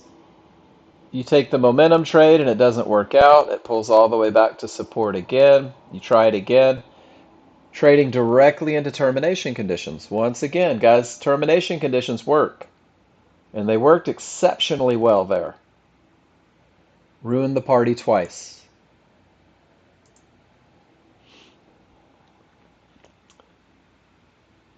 First one is the momentum style trade. Works beautifully. Money twice. And then trading into that termination condition, but the great entry makes it manageable. So I think we are 3 or 4 in determination conditions so far. And then here we have everything says, this doesn't line up for me. I'm not exactly sure where this one happened. Trying to take the momentum trade again without a good top. Just kind of hoping. Small's above the large. And that's a tough one. A lot of great pictures, Safia. A lot of rule breaking going on there. But you're managing it well. And Ziba, that is one of the greatest comments ever. You feel like she's taking a John Novak style trade. It can't be a John Novak style trade, guys. It has to be your trade. Safia knows why she's doing what she's doing, right? Safia, I don't know if you're in here. And I'm just going to take this one. And I tend to agree. So you're taking Safia trades. But look at this. So Safia, you're saying 50-50, right? For the entry here. You have a clear path, so it's not really 50-50. You do have a good bottom. Small triggers outside large on the small chart. You did have it. No divergence. You had a divergence. Okay, you put no. Then you got a second divergence. Entry at the area, you say yes, but it was early, right? So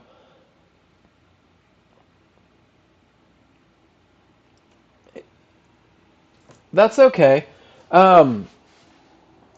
Safia, you're at this amazing point where you've spent a lot of time studying. And guys, this is where we all want to be. So this is praise. I'm not picking this apart to say that it isn't right or it isn't good, because that's not my job. But what it is everything that you see on Safia's charts are a result.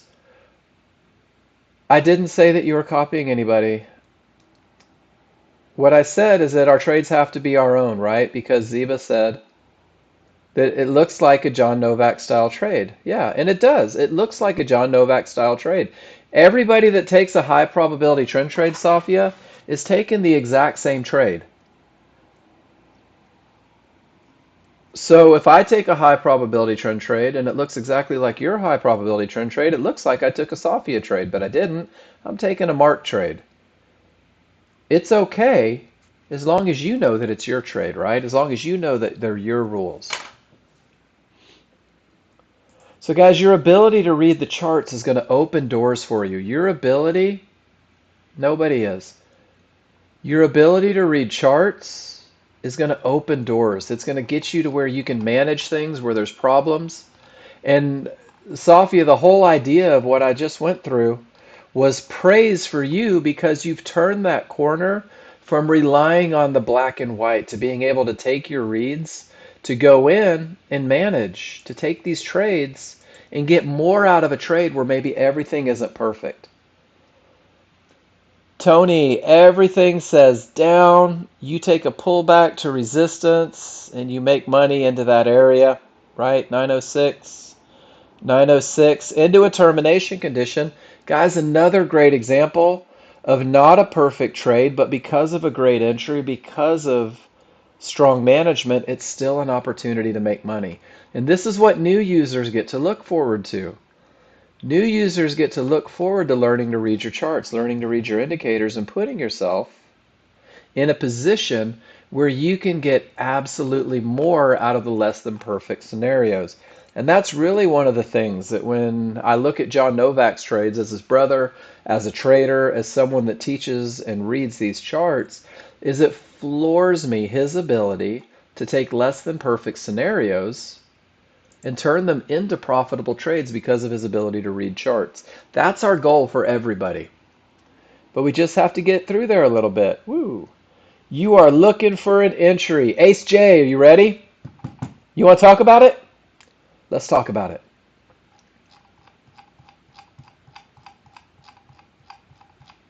Cool. So I am going to take a picture of your picture, if that's cool. And Ace, I'm going to bug the hell out of you about this. I say it every day. I say it as loud as I possibly know how. But man, if you're not annotating your charts, if you're not writing your rules on the charts, you're slowing the process. You're slowing the learning process. And let me show you why.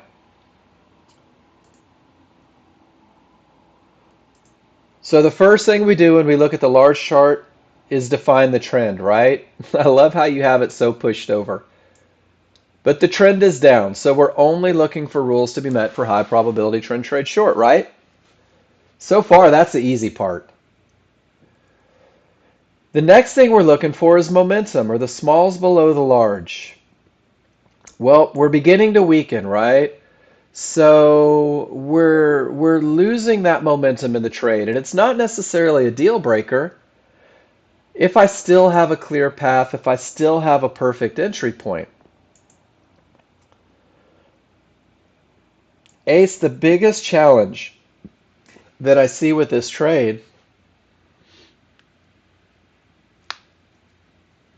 John's lonely today, is that price reached an area and absolutely none of your trigger lines broke through. So Ace, do you recognize this as a termination condition? So rule number 2 is not met here, and that creates a problem, right? It can create a bounce. Look at the bounce that it creates. And it's kind of a tough look, yeah. But I want to show you this too, and this is what happens when you start getting comfortable. Look at, it's almost the exact same look, but look at the clear path. We haven't reached that area yet. And then on that same token, look at that pullback to resistance inside of favorable large triggers. So Ace, what we're going to do through repetition and through study is you're going to develop the confidence and the awareness, and you may not have been in front of the computer, to say that this is my highest chance of success. You're going to be able to catch it. You're going to be able to make that money all the way down to the fib, right? Half your goal for the day. And then when we reach an area that may create a bounce, you might tell yourself, you know what? It's not worth it trading into this wall of support because it might reverse the market. Does that make sense? I think it's a great read. I think that you're going the right direction. I think the trigger lines support it. And I think that this blue line may have been a little problem. But if you decided to trade into it, if you made that decision, do you notice how there's no areas inside of favorable large triggers? Rule number 3. Great picture, Ace. Keep them coming, man. Don't ever stop posting because we're going to get a lot of great information out of everything you post. Abdulaziz, this is his pre-trade. Well, you're already in it.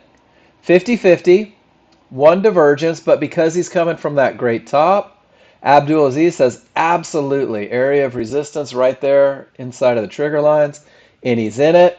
And his risk, Abdul, you could have been a tick or two above that, virtually no risk. And then after the trade, let's see what happens. Everything continues to stay down. Stop keeps them safe, and you make money all the way down. And you stayed in the higher divergence against your rule because the 13 range was strong as can be. Abdul, beautiful trade. And then the edge short, this chart says down, this chart says down, this chart says down because of the rules of termination conditions. And guys, this is an amazing chart read. I want you to check this out. And I'm just going to blow this up. Price reaches an area, right? Price reaches Fibonacci resistance. All of the trigger lines remain below. By the rules of termination condition, this is an area that has the potential to stop the market. Abdulaziz says, hey, if that has the potential to stop the market and everything says down, why not go short? And see if I can embrace that clear path and those small triggers still kind of outside in an area that should hold. And I don't know if it did or not. You had two divergences. So a great management plan would be I'll take this trade. And if a third divergence prints, maybe I have to reconsider. And let's see if we have the post-trade picture.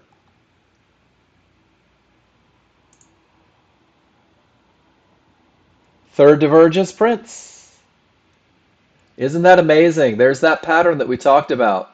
Is PFI still in here? Do you see it? Clear path, everything says down. He takes a great entry. Third divergence prints. And Abdulaziz, you could have gotten out of this one without a loss by respecting that third divergence, right? What a great way to manage. All right. Rakesh, are you still in here? Sorry, I'm going through the questions in order. What are the Fibonacci levels? You asked that question about the thick ones and the thin ones. So the thick and thin fibs are taking fibs that are not only from the native chart. This is a 13-2 chart, Rakesh. And the fibs that extend all the way to the edge, these are going to be from your 13-2 time frame. And then the skinny ones that don't make it all the way to the edge, these are from your 5-1. And then your 21-3 charts are going to be those fat ones. So they're all put onto the your large chart because what it does is it creates an awareness of what's going on everywhere else. And then a lot of people ask, well, if there's a 5-1 fib here, then don't I have to respect the 5-1 fib over on the 5-1 chart? So Rakesh, and guys, I want to answer that question with the 50-50 look because what happens is I want you to remember that your 5-1 chart and your large chart are two totally different charts, two totally different time frames, two totally sets of trigger lines that are moving indicators, right? On your large chart, you can have a 50-50 look, but on your small chart, you may be bouncing off of that exact same area, right? Creating a challenge. So we let the large chart lead the way, and we can kind of focus on the small chart for entries. So you'll see these on there, and you respect them on the large chart, and we'll ignore those lines for the most part on the small chart, and we'll focus on those three divergences. Great question, Rakesh.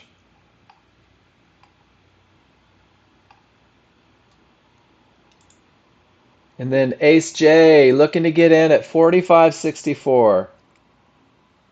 So you're saying termination, odds favorable, 50-50, no divergence, and you're looking to get in once both triggers break through? So Ace, What you have here is a 50-50 trade, right? Small's above, larger not. But you have not only one-to-ones that haven't broken, but you also have 45-64 that hasn't broken, right? So if you're taking this trade, your entry is right there at 64.50, right at the area of support, right inside of favorable large triggers, and your stop is somewhere right around 63. This is a 50-50, but it's a 50-50 that you can have minimal risk on with no divergence, strong triggers, one on top of the other. Beautiful call. But you're not waiting for the triggers to break, because if the triggers break, price is going to be way up here at 71, 72, 74. And you're already going to be into that next area. Does that make sense?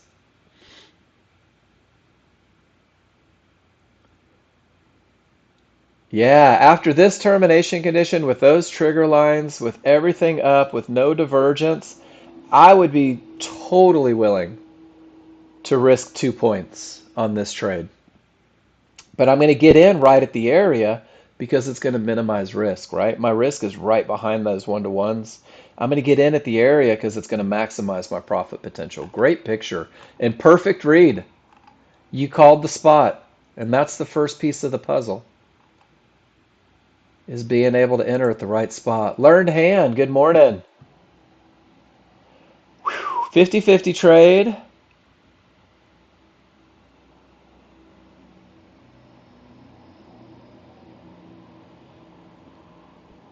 So much on this chart, learned hand.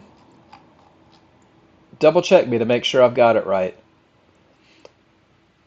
Um, Coming off the termination, one set of triggers is up, one set of triggers is down, one set of triggers is flat but inside of large, so you've weakened your triggers after two divergences. Whew, this is a tough one to read. It would appear, I'm trying to discern which is which. This is the NASDAQ.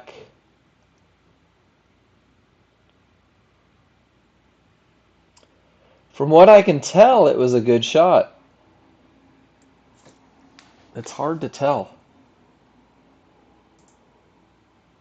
I see the multiple divergences. I also see divergence on your 21 range, big antenna bar, sellers stuck down there, right at support, right at purple one-to-ones with weak flat triggers. I mean, those are horizontal. Two divergences, actually, and there's another divergence line in the same price range. So potentially three divergences with weakened triggers, and your range charts flow in that divergence. That may push higher, and I'm not sure.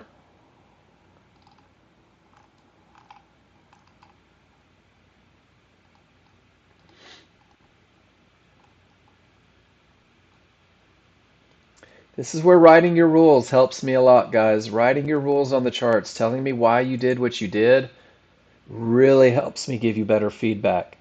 Abdulaziz, 50-50. Two divergences against a 50-50, but it's a termination condition, which is absolutely beautiful. The triggers are outside. The stop is appropriate. Everything says down from that termination condition. And it goes right to your target. Absolutely beautiful. Notice how the triggers are still strong on the 5-1. Strong top, your reason to stay in, right? Two divergences doesn't scare you. Guys, termination conditions that create full reversals create all sorts of advantages. Abdulaziz, beautiful trade, perfect entry, great stop placement, and awesome management, taking it right where the market is likely to go. Solid work again. And I got to tell you, Abdulaziz, it's so much fun for me to see how far you've come, because I remember when you were brand new in the class asking questions, trying to figure things out, right? And now you are absolutely crushing it.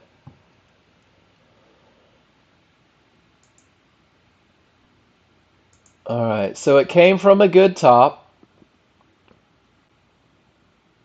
Just jumping in, jumping out. I like it. Just using momentum and a clear path, Ziva.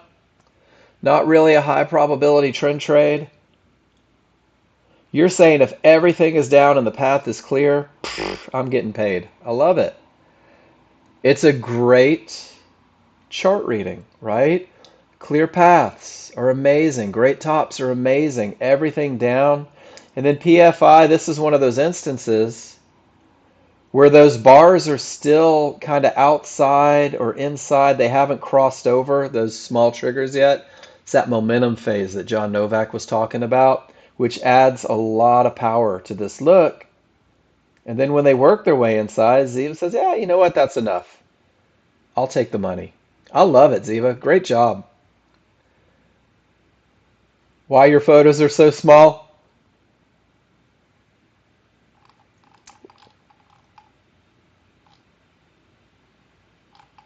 No worries.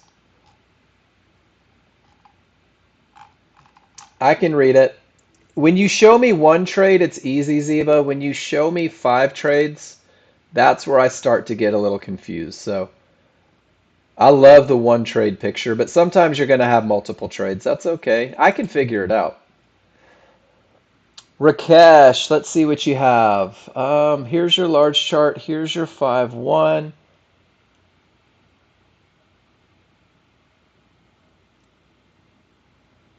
So you're looking to go long here, Rakesh?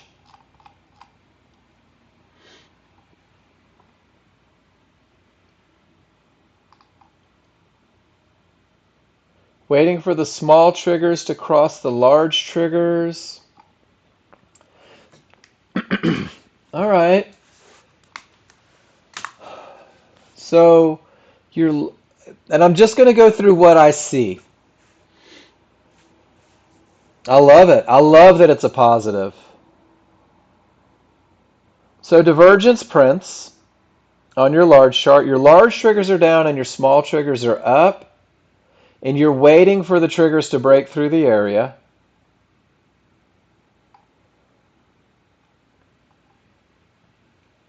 What's your target? Where are you expecting that market to go? For me, just historically, from patterns that I've recognized, when I get a pivot that doesn't come from a termination condition, that midband's typically my first target. So if you're just jumping in right at the, okay, you may have information that I don't. I'm glad that worked out for you. The triggers are rolling, suggesting that maybe this was overrun. You let them clear, and then you just jumped in. And I guess by the time you jumped in, by the time you jumped in, you probably had a little more momentum. Do you have rule? It looks like you have rules for the trade, which is always a wonderful thing, guys. I don't ever tell you guys how to trade. I just want you to be able to repeat what you're doing and know why you did what you did so that if it doesn't work out, we can kind of work through it. So here's Luciano. He had a fib right there, which I like. He had his synthetics turned on. Everything says up. He waits for everything to roll, takes a little pullback, and then looks like you got out at the mid band. That's okay. Luciano, that's a little different take, isn't it? Not really the best trigger look. Those large are all the way down, but you had room to get to the mid band. So I like it, and I don't know. I think you did just fine. 12 ticks on a 2 lot. I say that's taking the advantage of momentum. Yeah, and doing great with it. You let the bars break through the area, and then there's your little stab back, and off it goes. I think you did it about as well as it can be done.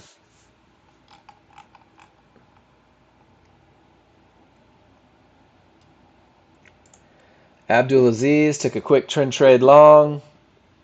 Man, everything says up, pull back to support, and off it goes to resistance. Beautiful trade, Abdulaziz.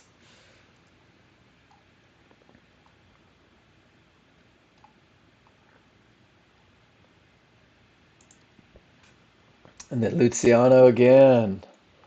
Everything says down. Smalls below the large are wide. They're angled in the direction of the trend. We're 50-50 on that divergence low. No divergence, strong triggers, perfect entry. Oh, and that is, what are you trading here? Crude? Man, they just high ticked you there. Luciano, that's grade A baloney, isn't it? But it happens every now and then. It's no fun when it happens, but it does happen every now and then. Beautiful look, beautiful trade, perfect execution. And it just didn't work. You were outside the window. I mean, you had every advantage there, Luciano. Anything that wins 70 to 80% of the time, mathematically obligated to lose 20 to 30% of the time, and that's okay. It happens. Then John Novak imparting some wisdom on the classroom. Let's see what he says.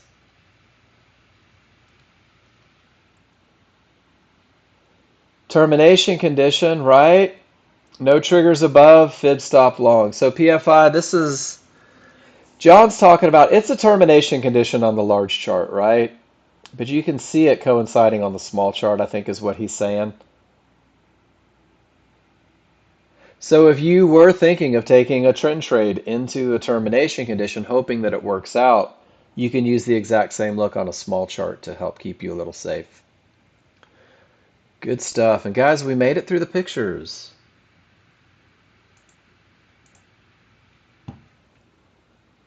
Nice job. Great job posting, guys. A lot of great information coming out of your pictures, coming out of it.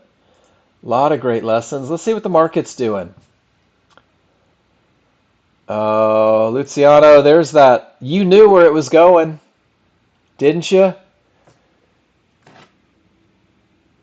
And it made it there. And now we're at support, right? And now we've got divergence, and now the triggers haven't broken. And we're starting to get that trend change.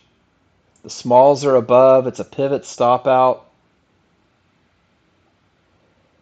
Ah, it happens sometimes. It's frustrating when it happens. But you know what? Yeah, everything your indicator said, right? We didn't know it, but the indicator said we're probably going to that next fib level.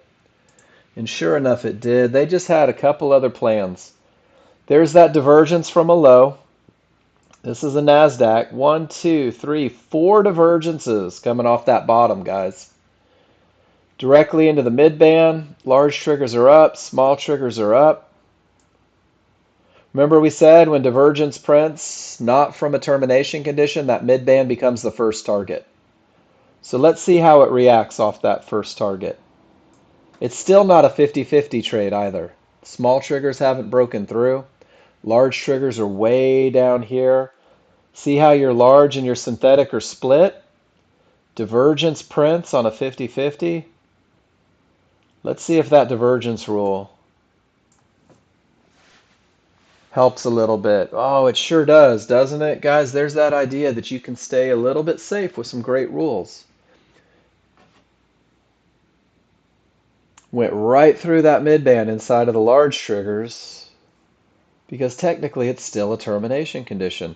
One of the things we see a lot, guys, is when there's not a good top or a good bottom in place and you get that 50-50 into the midband, those guys try to find the next area. Those guys are saying, well, you know what? We didn't reach that key number yet, and I've got a whole bunch of profit taking to go on there. Let's see if they do that today with the NASDAQ. With America's credit downgrade today, been sell first, ask questions later. There was a credit downgrade? I don't know what that means. Like America's credit?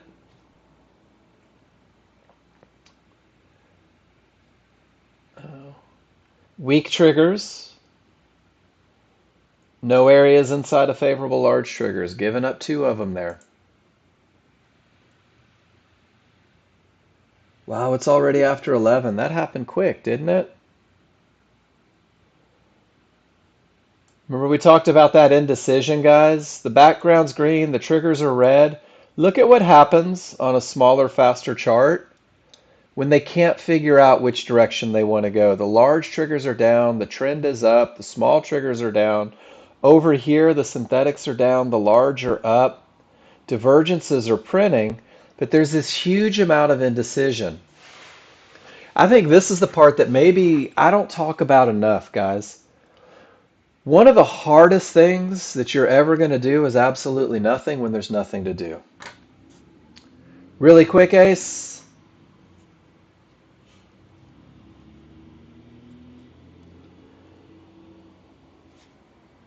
So we can wait, right? We can wait for those triggers to roll. We can wait for those advantages to be in place. It really is. It's a hard thing to learn.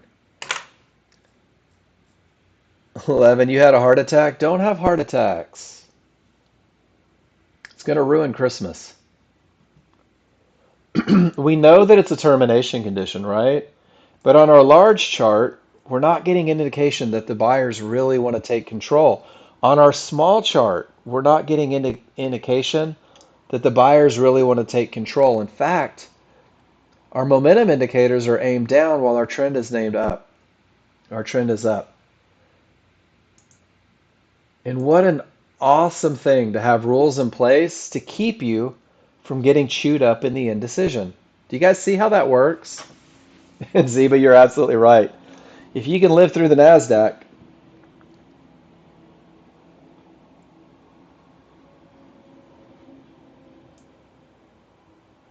you don't have to be first, I guess is what I'm saying. If this is really going to be a bottom, these triggers are going to roll like they're doing right now. If this is really going to be a bottom, the large will be up, the synthetic will be up.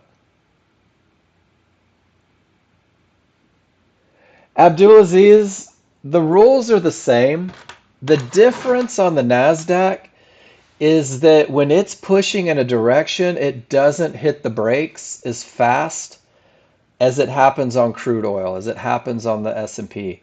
So I think crude oil and the S&P are the perfect training ground to get you comfortable with what it is that you're looking for. And then when you make that switch to the NASDAQ, what happens is you've already got this solid foundation, you know what you're looking for, and it becomes easy to incorporate that little nuance.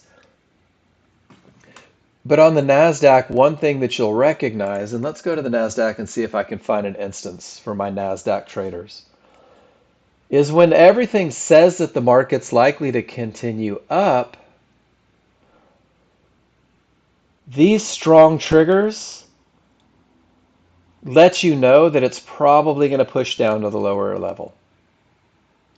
And this is the biggest nuance in the NASDAQ that I think hurts new traders, because new traders on the NASDAQ are people that are accustomed to crude oil and the S&P are entering the market right here when these triggers are down vertical and really creating problems for the trade. And what happens is the market tends to push, it overruns a little bit, and then it corrects, and then it kind of does what the large chart says. And this is the biggest challenge for new users on the NASDAQ, is it requires one notch more patience than there is on the other charts, which is why I like to teach on crude oil, why I like to talk about the S&P, right? Weak triggers, divergence, same situation. It's too soon for longs, but it's certainly not a short scenario. 90% of what you do, guys, is going to be sitting on your hands. Now we're starting to get a little bit of roll, but it hasn't rolled yet. Just being patient. We're waiting. No indication to take a long yet. Certainly no reason to go short.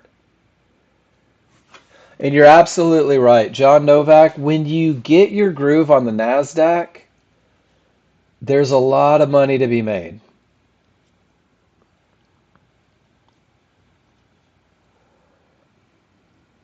But until you really have a solid plan and an understanding and you go through and you simulate it, sim it first, 4 to 6.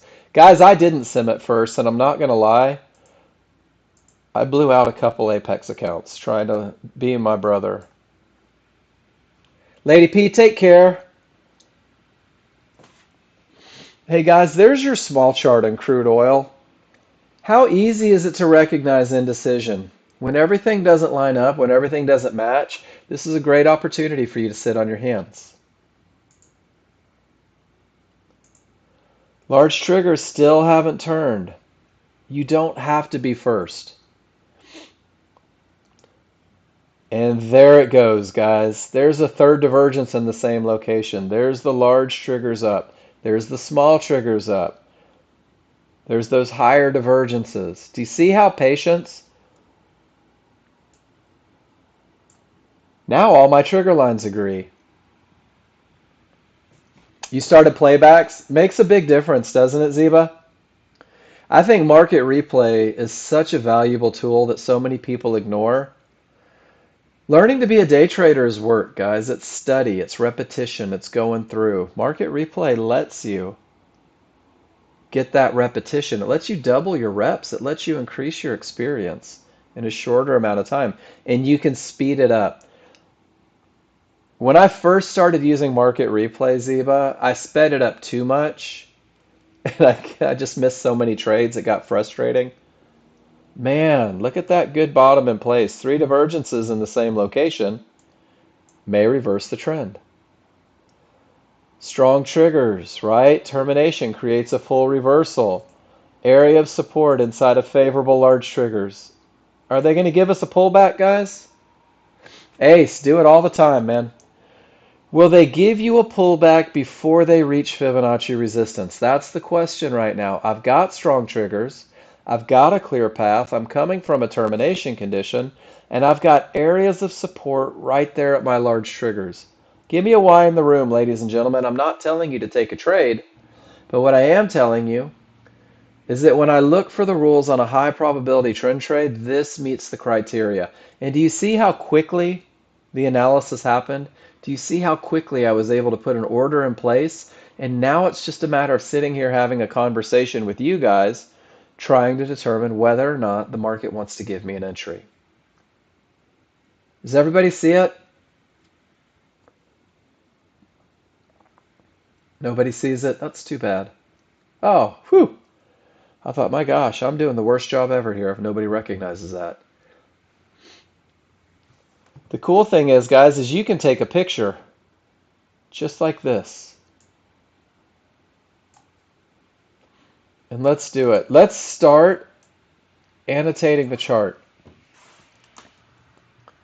Termination creates full reversal. Good bottom. Guys, let's use the phrases, right? Let's use the terms that are giving us success. Trend is up. I have odds favorable momentum.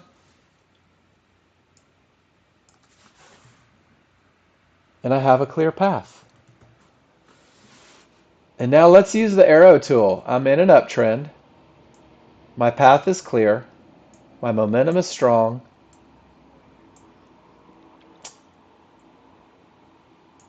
And then over here, I'm typing in my entry comes from an area inside of favorable large triggers. And what do you guys think? If you go through and you take this picture, it's verified 100%. Yeah, the one-to-ones. It's verified 100% that I'm following my rules, isn't it? And no matter what happens on this trade, I know that my advantages are in place. I know that I have a trade, whoop, that was the wrong thing, that typically wins more than it loses. I know that I have a trade that has all those advantages in place. And I got my reversal bar and my stops in place, and it might work and it might not work. And there we go. That one didn't particularly work, and that's okay. It's just a cost of doing business. But when you see the market, right? I had all those advantages. It was a small, tiny little loser, 7 ticks. They just decided to fight more. And guys, I have absolutely no qualms showing you guys a trade that doesn't work because your goal in the beginning, your first 20 days, is taking the best of the best entry. It's taking the entry at the area inside of favorable large triggers when the rules are met so that you can study this over and over again. I would lose money on this trade every time, but that's okay because the other 8 to 10 times I'm probably making money. Guys, it used to give me heartburn to show you guys a loser in the room. And that's it. You have to get over losing trades. 50-50 with divergence on the NASDAQ. No reason to take that trade. Second divergence confirmed it. Straight into the termination condition. Nothing to do there either. So guys, when a trade doesn't work, you don't sit around licking your wounds. You say, all right, that one didn't work. Let's play if then. If this market really is going to continue down, I'm going to get a setup down here. If this support really is going to hold, it's going to reverse again and give me another opportunity. So until one of those two things happen, I'm going to sit on my hands and I'm going to wait. I'm going to wait for the best of the best each and every time. Guys, we're coming into the last hour here. What do you want to talk about? We've talked about entries. We've talked about terminations. Rakesh, was it you that wanted to talk about, or Abdul Aziz, was it you that wanted to talk about market flow? Okay. So Rakesh, the first thing that we have to do, or that you have to do, I don't have to do it, I've already done it. But the first thing that you have to do is you have to say, what are my rules, right? And you have to have clear rules because if you don't have rules for a trade, market flow is just going to distract you and it's going to make your life more difficult. So when you look at the market flow chart, everyone thinks it's a magical chart that's going to get them into every winning trade that ever existed. But the reality is market flow signals initiate entries when the rules are met. Market flow signals will initiate when your rules are true. So let me scroll down. We'll do this one real quick. If you're looking for market flow to get you into a trade without a set of rules, it's going to get you, right? Don't stare at the market flow chart. If you're using a market flow chart, it should be the absolute last thing that you look at, Rakesh. It should be a confirmation tool. So if I have a trend trade look, but it's 50-50 in divergence prints, and I'm saying I need that confirmation, Rakesh, I can look for a market flow signal at the area.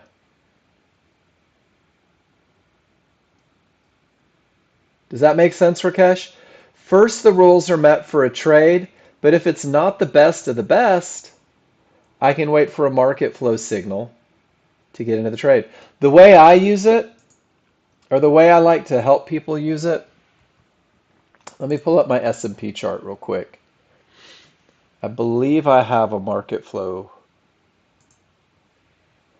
All right, so I'll set up my charts like this. I'll put my large chart. Whoops. I'll get my small chart, and then I'll get my market flow chart. And I'll let the large chart lead the way. I'll let the large chart say, let's see if we can find an example. There we go. We'll go to this circle over here. The first way that I use market flow is I'm going to open up my market flow chart and I'm going to see where that circle landed. And there it is right here. So Rakesh, the first thing, and everybody else that's using market flow, remember everything is foundational, right? Everything is really keeping it simple. So the first thing that I'll use market flow for is, do I have odds favorable momentum? Do I have the same momentum on market flow that I do have on my large chart, right? So it's a confirmation tool. It's a confirmation of the momentum. So when I have odds favorable momentum, it just lets me feel even better about what's happening. That's that short that we walked through, odds favorable momentum. Does that make sense, everybody trying to learn market flow chart? Let it be a momentum confirmation tool first. That's it. And that's going to keep it simple. And then once you define the momentum and once you get comfortable having your rules met and that momentum follows, then what you can do is you can use market flow. Let's say that I'm taking a medium probability 50-50 trade, right? Where that yellow square was a medium probability. It was a 50-50 trade coming from a good top with all that momentum. So what I can do is I can wait for a market flow signal. I say, well, it's medium probability. I want to see a market flow signal at the area where the trade should come from. And that's the second way that I'll use it, is I'll use it as a confirmation tool of the areas that I'm looking to trade. So start off with momentum, and then from momentum, go to the market flow chart, right? Go to those areas, let it be a confirmation tool at the areas. Rakesh, that's the easiest way to use it. And I think watch the video. That's the one for changing it. But if you go to the YouTube page and you go to the video section and you search market flow,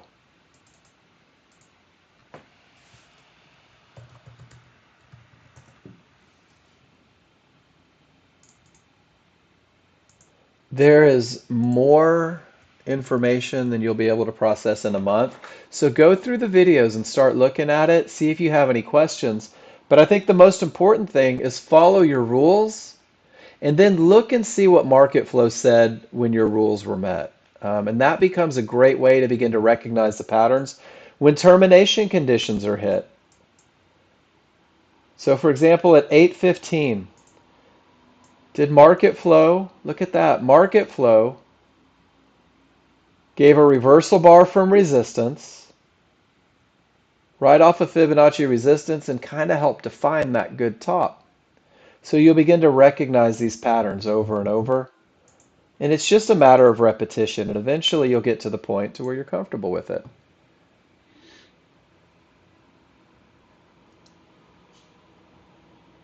And Ziba, if it confuses you, don't use it. The problem is people think market flow gives a reason to trade, right? People think that market flow magically creates these opportunities that wouldn't be there with the other two charts.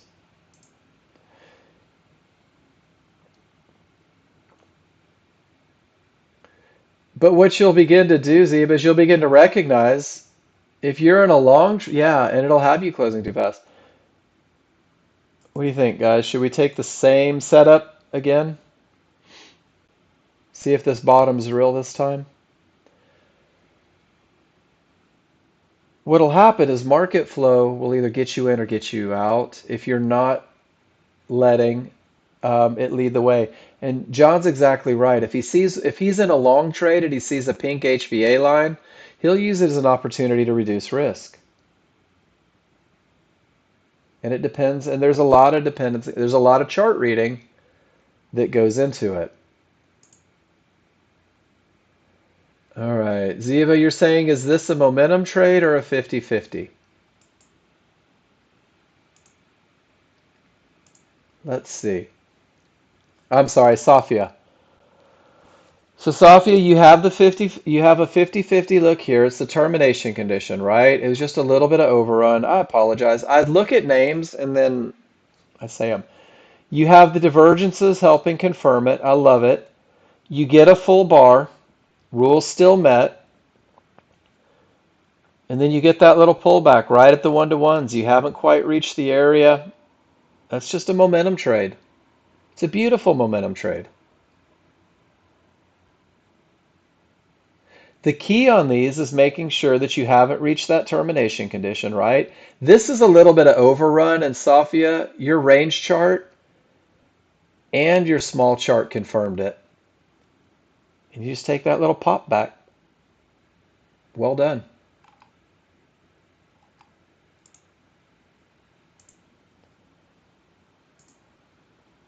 Oh, look at that. They never gave me an entry, did they?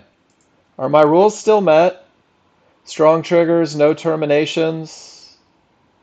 I feel like my rules are still met. I'm going to adjust my entry. We'll see what happens. John Novak says he took a loser. The spot was Fibonacci resistance. Got in early against those small triggers, and it pushed all the way up. And then he gets in as it begins to break below the small triggers. And then the small triggers stay down. So he says, let's add contracts. And ticks it all the way to the bottom. John, it's a great trade. And guys, this is that NASDAQ thing. He took the first good trade, managed out. This one fought the small triggers. And then when he's no longer fighting those small triggers, everything works out. But the large chart led the way. Nice job.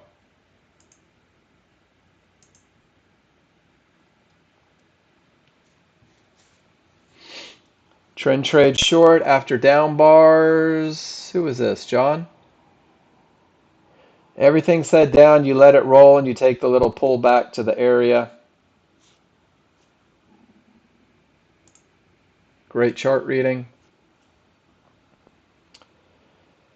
Strong triggers, entry, exit, higher divergence, takes the exit, then gets in at the higher area, and you lost that one once again, fighting the trigger lines, right? Fighting those small triggers, beautiful management. Guys, those small triggers on the NASDAQ will eat your lunch.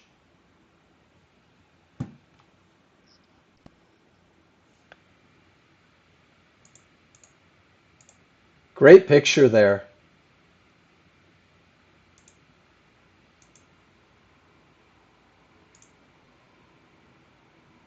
Great picture. What do you guys want to talk about?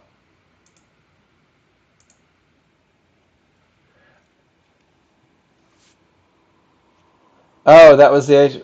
Sorry. Green line pens. Well, I don't know. You didn't put that on there. Oh, exit half at the HVA lines and lessen risk. So Ziba, there's a good one. When that prints, my bad. He did. Just thought we were talking about entries and stuff.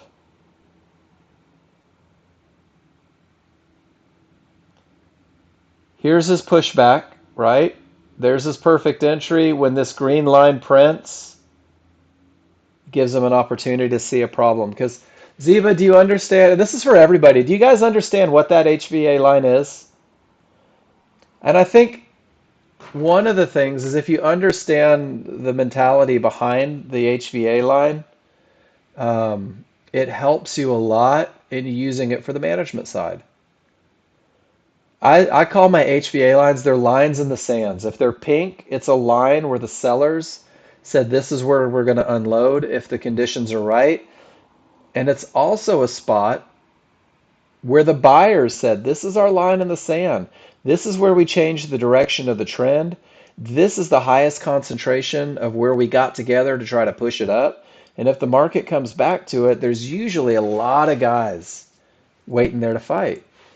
It can on Nasdaq, Ziba. It can happen almost instantly. Guys, the fight continues on crude oil. They can't get through that mid band, right? Smalls didn't get above, triggers are flat. Ah, they're just fighting.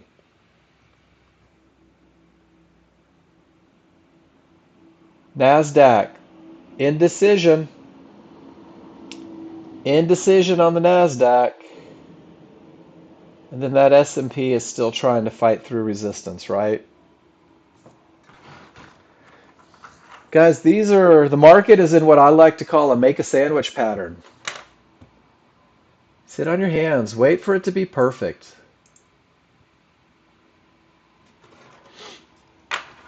So guys, while we're doing this, let's talk a little bit. I want to go to the Nexgen education page again. Um, so Ziba, you take 60 to 70 trades on playback, but you lose about 80% of them. Ziba, if you're taking 60 to 70 trades, you're probably breaking your rules about 50 times, right?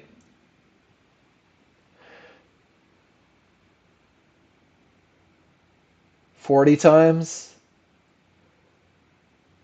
And that's one of the challenges with playback is you know that it's not real. You know that the simulator's not real. So Ziva, what you're doing is you're training your brain to take risky trades. You're creating muscle memory. You're teaching your body to do this. And you're teaching your body that there's no consequence to rules breaking. I know because I've done it. Guys, when you're on simulator, one of the most important things that you can do is practice the correct trades, practice the right trades. Because if you're practicing the wrong trades and winning, what you're doing is you're setting yourself up for long-term failure. Make sure that you're practicing the correct rules and make sure that you're using simulator. Let me see. I think I have a document that John and I came up with together one day.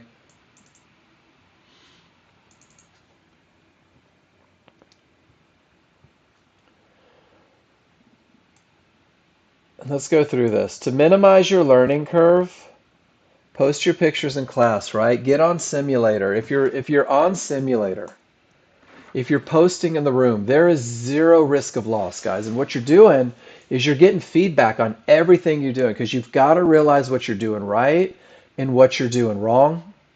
And that's what the feedback in the classroom is for, is to keep you focused on the best of the best. Keep you focusing on the advantages. And Ziva, if that's what you're doing, that's awesome. Okay, but if you're taking 70 trades in the NASDAQ, you may not be following consistent rules. That's all I'm saying. You trade the way you want to trade. Not my job to tell you how. But in my own experience, I've never seen a NASDAQ day with 70 trades. But you may have different rules. Guys, use your checklist, right? Use your spreadsheet. Fill those out. Study the chart setups. Go through and simulate every day. Present those pictures in class. Get them, those annotated charts. Make sure that you're filling your spreadsheet. Make sure that you're filling the room. Define your management plan, right? You should be able to look and say, this is my management plan. A mechanical approach eliminates emotion or opinion, tends to be the most straightforward approach for new users. That one that we talked about. 2 contracts, initial stop, outside the window, using reversal bars, using profit targets that are predetermined. And guys, when you're done with the education, when you learn to read your charts, you can alter your plan. But in the beginning, keep it simple. Use that simulator to its fullest, guys. It's like the batting cages or the driving range, right? Or it's like when gymnasts have the harness to do those flips so they don't get hurt. That's what simulator does for you. And then this is probably the most prolific paragraph ever. Accept that you may be less capable of being a trader than you initially believe your first time out. Rakesh, I like to because it allows me to take quick profits and that takes the pressure off of me to let the second one run on simulator. Guys, everyone feels entitled to win. And that phrase came from a conversation that I had with my brother. And I told him, I literally said, John, I've been successful at everything that I've ever done, and my last name is Novak. I'm going to be the best trader ever. I felt entitled to win, but I forgot to learn how to trade well, and I didn't.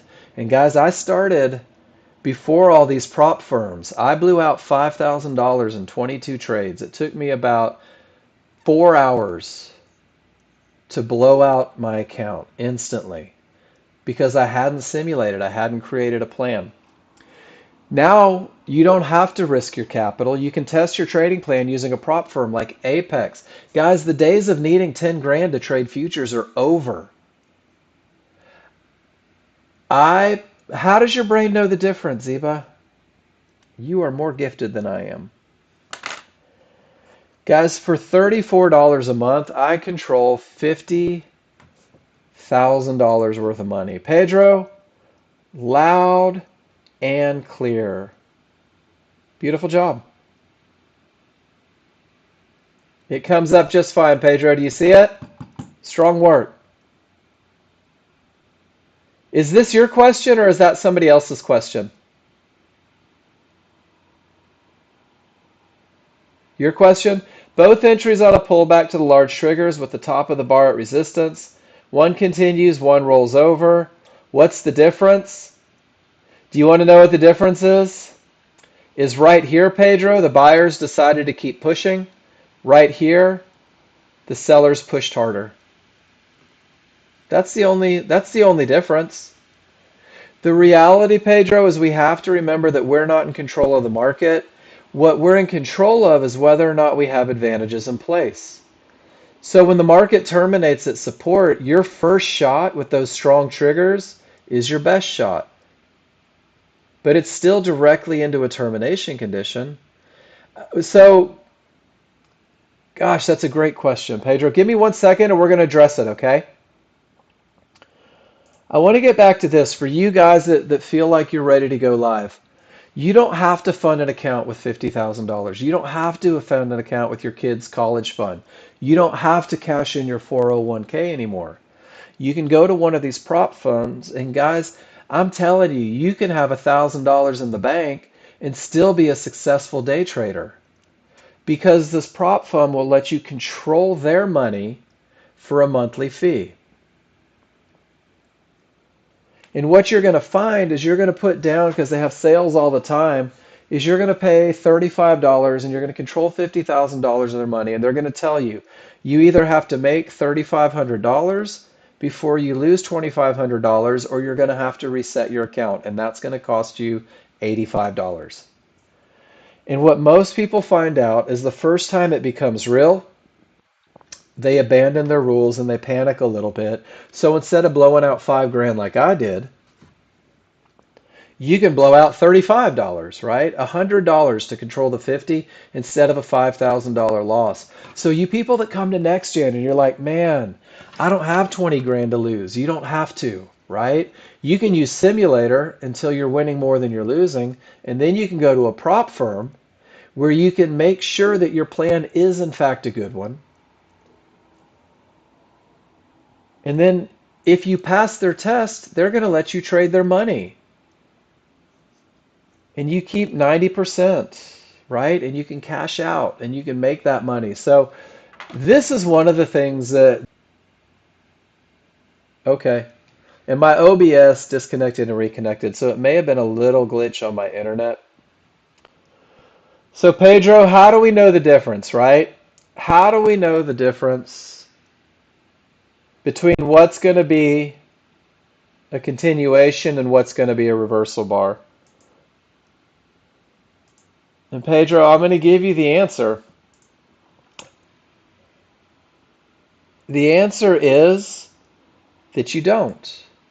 You don't know which one's going to be a reversal bar, and you don't know which one is going to be a continuation. But what you can do, Pedro, is you can guarantee that the odds are favorable that it will be a continuation by making sure that you have momentum, by making sure that you have a clear path.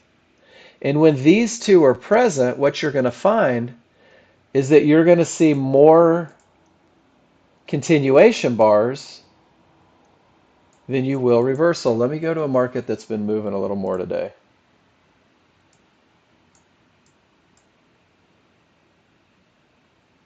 Likely that it's going to be a continuation. Trading directly into resistance, it's likely that it's going to be a reversal, right? Right into resistance, there's your reversal. right into resistance. There's your reversal. So Pedro, what we've done is we've spent 25 years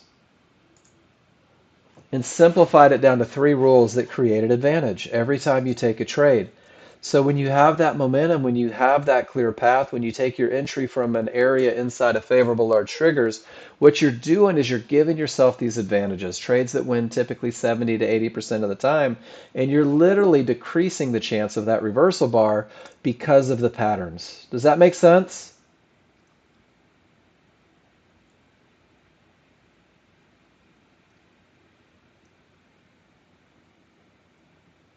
John says, seems hard at the start, yes, but it becomes very easy to know based on what happened at the high or low terminations. Our only defense is learning the terminations, and you'll have to spend a lot more time studying what happened before your trade, not the trade itself. What happens before your trade is 10 times more important than the trade itself. John's 2 cents. And guys, John's 2 cents revolves around the idea that a good termination condition creates advantages. So Pedro, let's go through. Which one wasn't met? I love it. And thank you for asking these questions.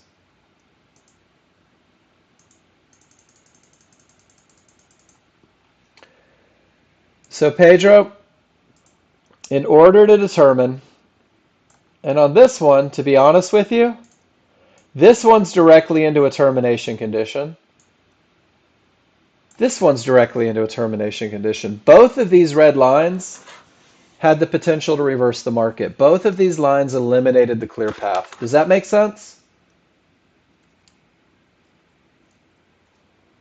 Okay. So Pedro, what happened is you gave away an advantage,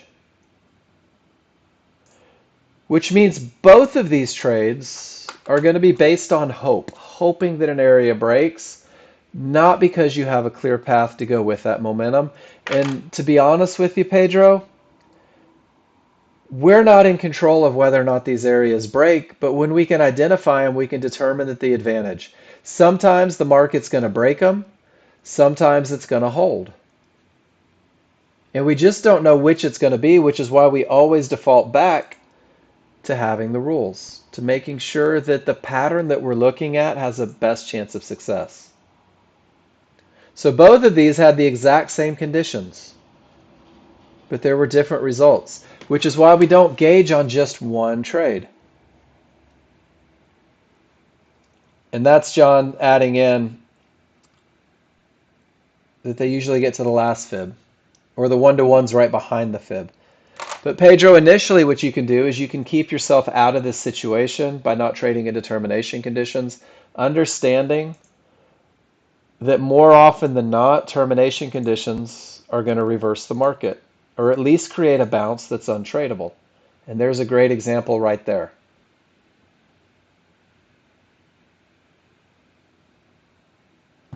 Does that make sense?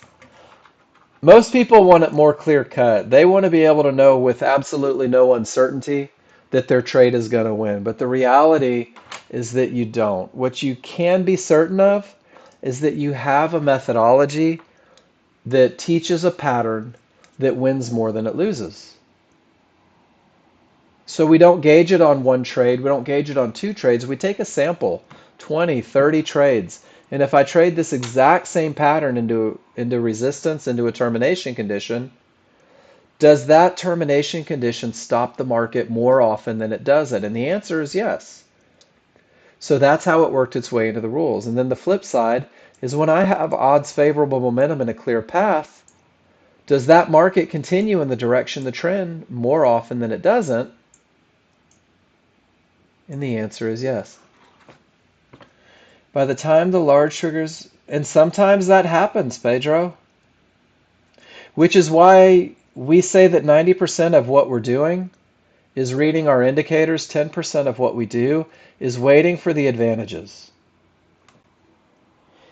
And if you accept that in the beginning, that there isn't always going to be a trade, that the rules aren't always going to be met, people think that day trading the markets is getting in, getting out, right? 70 trades a day. The reality is, on the typical day, the average trader is probably taking, if they're not trading NASDAQ, 5 to 7 trades a day. 5 to 7 high probability trend trades a day.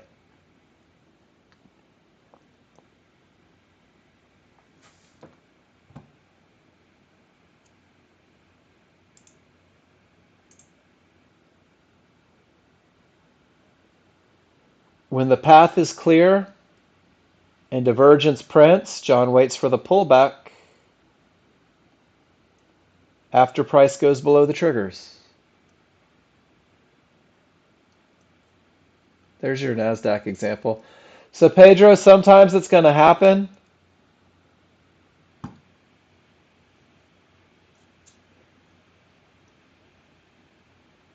That's it, 5502. Divergence prints. If you're patient and you wait for the close on the correct side of the triggers, it's an awesome one. So Pedro, the idea here is that even though you can't take this trade and there's nothing to do right here, if you're patient, ultimately, you get an opportunity. And the key is just to be able to figure out, to study, to practice where your opportunity for success is its largest. That move went all the way down. And like John said, strong triggers get to fibs, guys. Strong triggers, that's why we let the large chart lead the way. And now we reach Fibonacci support. None of the trigger lines broke through. Divergence prints. We can recognize it as a termination condition. It's not guaranteed, but Pedro, this would be one of those instances where I would say there's a higher chance of a reversal bar than a continuation because of the termination condition. It doesn't mean that it's guaranteed to happen, but I know that I've taken away my advantage of a clear path. Does that make sense? So this is where I sit on my hands. This is where I sit on my hands and I wait and see what happens. Man, Rakesh, I don't know who we is. Add a contract where?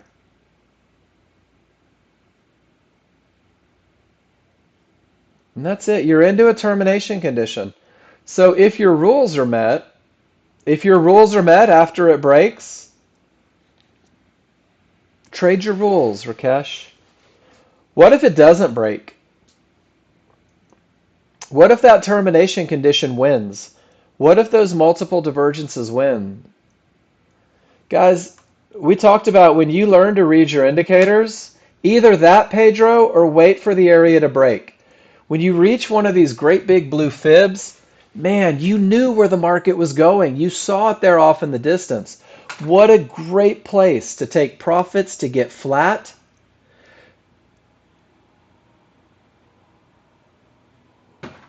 So Ziba, okay.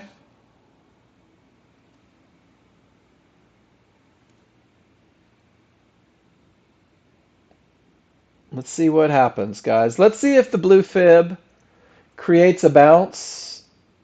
Oh, there it is. Pedro, so check it out. We knew because it was a termination condition that this is an area that's more likely to create a reversal bar than give us a successful continuation trade, right? So Rakesh, if you were in a trade, instead of thinking about adding on, thinking about taking profits, right? Waiting for the advantage to come back. Does that make sense?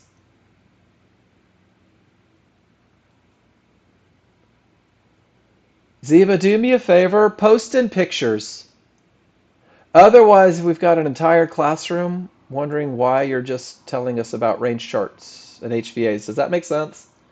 It's easier if you show pictures. So, guys, what we saw here is a termination condition creating a full reversal. That full reversal giving that odds favorable, giving you an opportunity to short all the way to the point where the market is likely to go.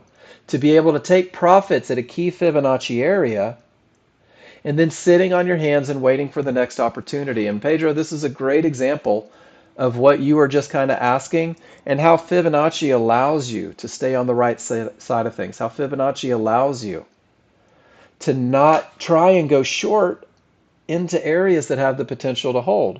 And it still may break, but look at how price reacts to key Fibonacci areas. They create bounces that become untradeable, that go outside of the rule spectrum. So as a brand new user, embrace the idea that simplicity is your best choice. And then as you grow with the software, you're going to begin to find more and more opportunities. Does that make sense, everybody? Because this is a great example.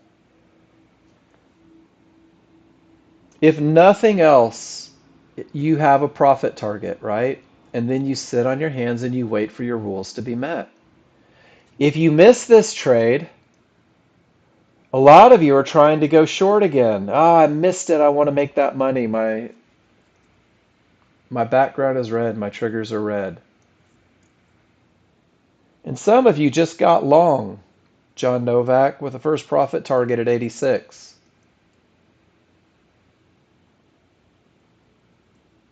Three divergences in the same location.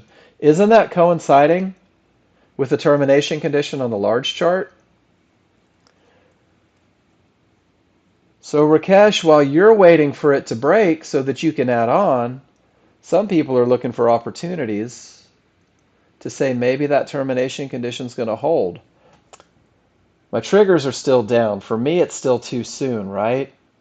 I don't know if there was an HVA line somewhere. What I'm seeing on my small chart is a market that's fighting at a key area, and I'm just going to wait for those conservative rules to be met. I don't have to be first, right? If I tried to be first here, I got stopped out. If I tried it again, maybe I got stopped out. If I tried it again, why not wait for everything to agree? The trend is still down on the large chart. The triggers are still down on the large chart.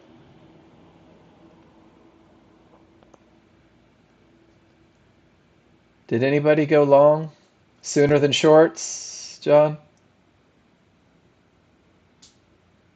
Now we have a downtrend and a clear path, right? So a little bit of sitting on our hands, creates opportunity. Yep, so you got a green one and then you got a pink one. That happens, right? What does that mean, Ziba? It means that while they're fighting it out, they broke out one direction and created a high volume area, and then they broke out the other direction and created a high volume area. When you've got lines like that stacked, you can visually see the indecision. And John never got an up bar for that momentum style trade. His rules weren't met. Even his rules keep him safe. Great patience, John. But guys, did you see how much, and that's, I think, the best lesson here. You know exactly where the deep pockets are going to react. You've got Fibonacci, guys. You know exactly where these guys are going to fight it out.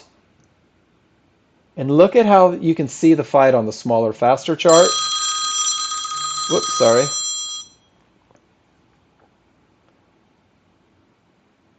There's that divergence with weak triggers. Small triggers up.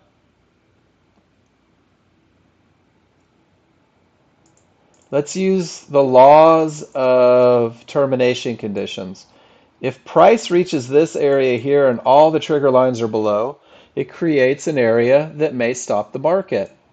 This is the lesson John Novak's posted in the room 3 times. If it makes it up to that area, he's not just jumping in, hoping, right? Because the small triggers are up strong. We'll see what happens. I don't know if there's HVA lines down there. But guys, you've got to be able to read your charts first. And then after you read your charts, you turn that reading into trades. And then once you get good, no line yet, thanks, Ziba. And then once you get good at reading your charts, those trades will come to you. Start simple. Embrace the idea of momentum. Embrace the idea. It's not re-entry, Pedro. This is with the weakness. All I'm doing, this isn't a trade. I'm saying that because I don't have momentum to the downside, because I'm losing momentum here, that the market has the potential to push higher. That's all I'm saying. It may go down forever, but I'm recognizing patterns. The difference between this momentum that pushed it down and this weak triggers, and there's your second higher divergence, look how it's pushing up. I'm not just going to jump in up here, but I'm recognizing my rules, right? I don't have the advantage of momentum. And if I don't have momentum to push it down, it makes sense that losses of momentum may push it a little higher. That's all we're talking about there.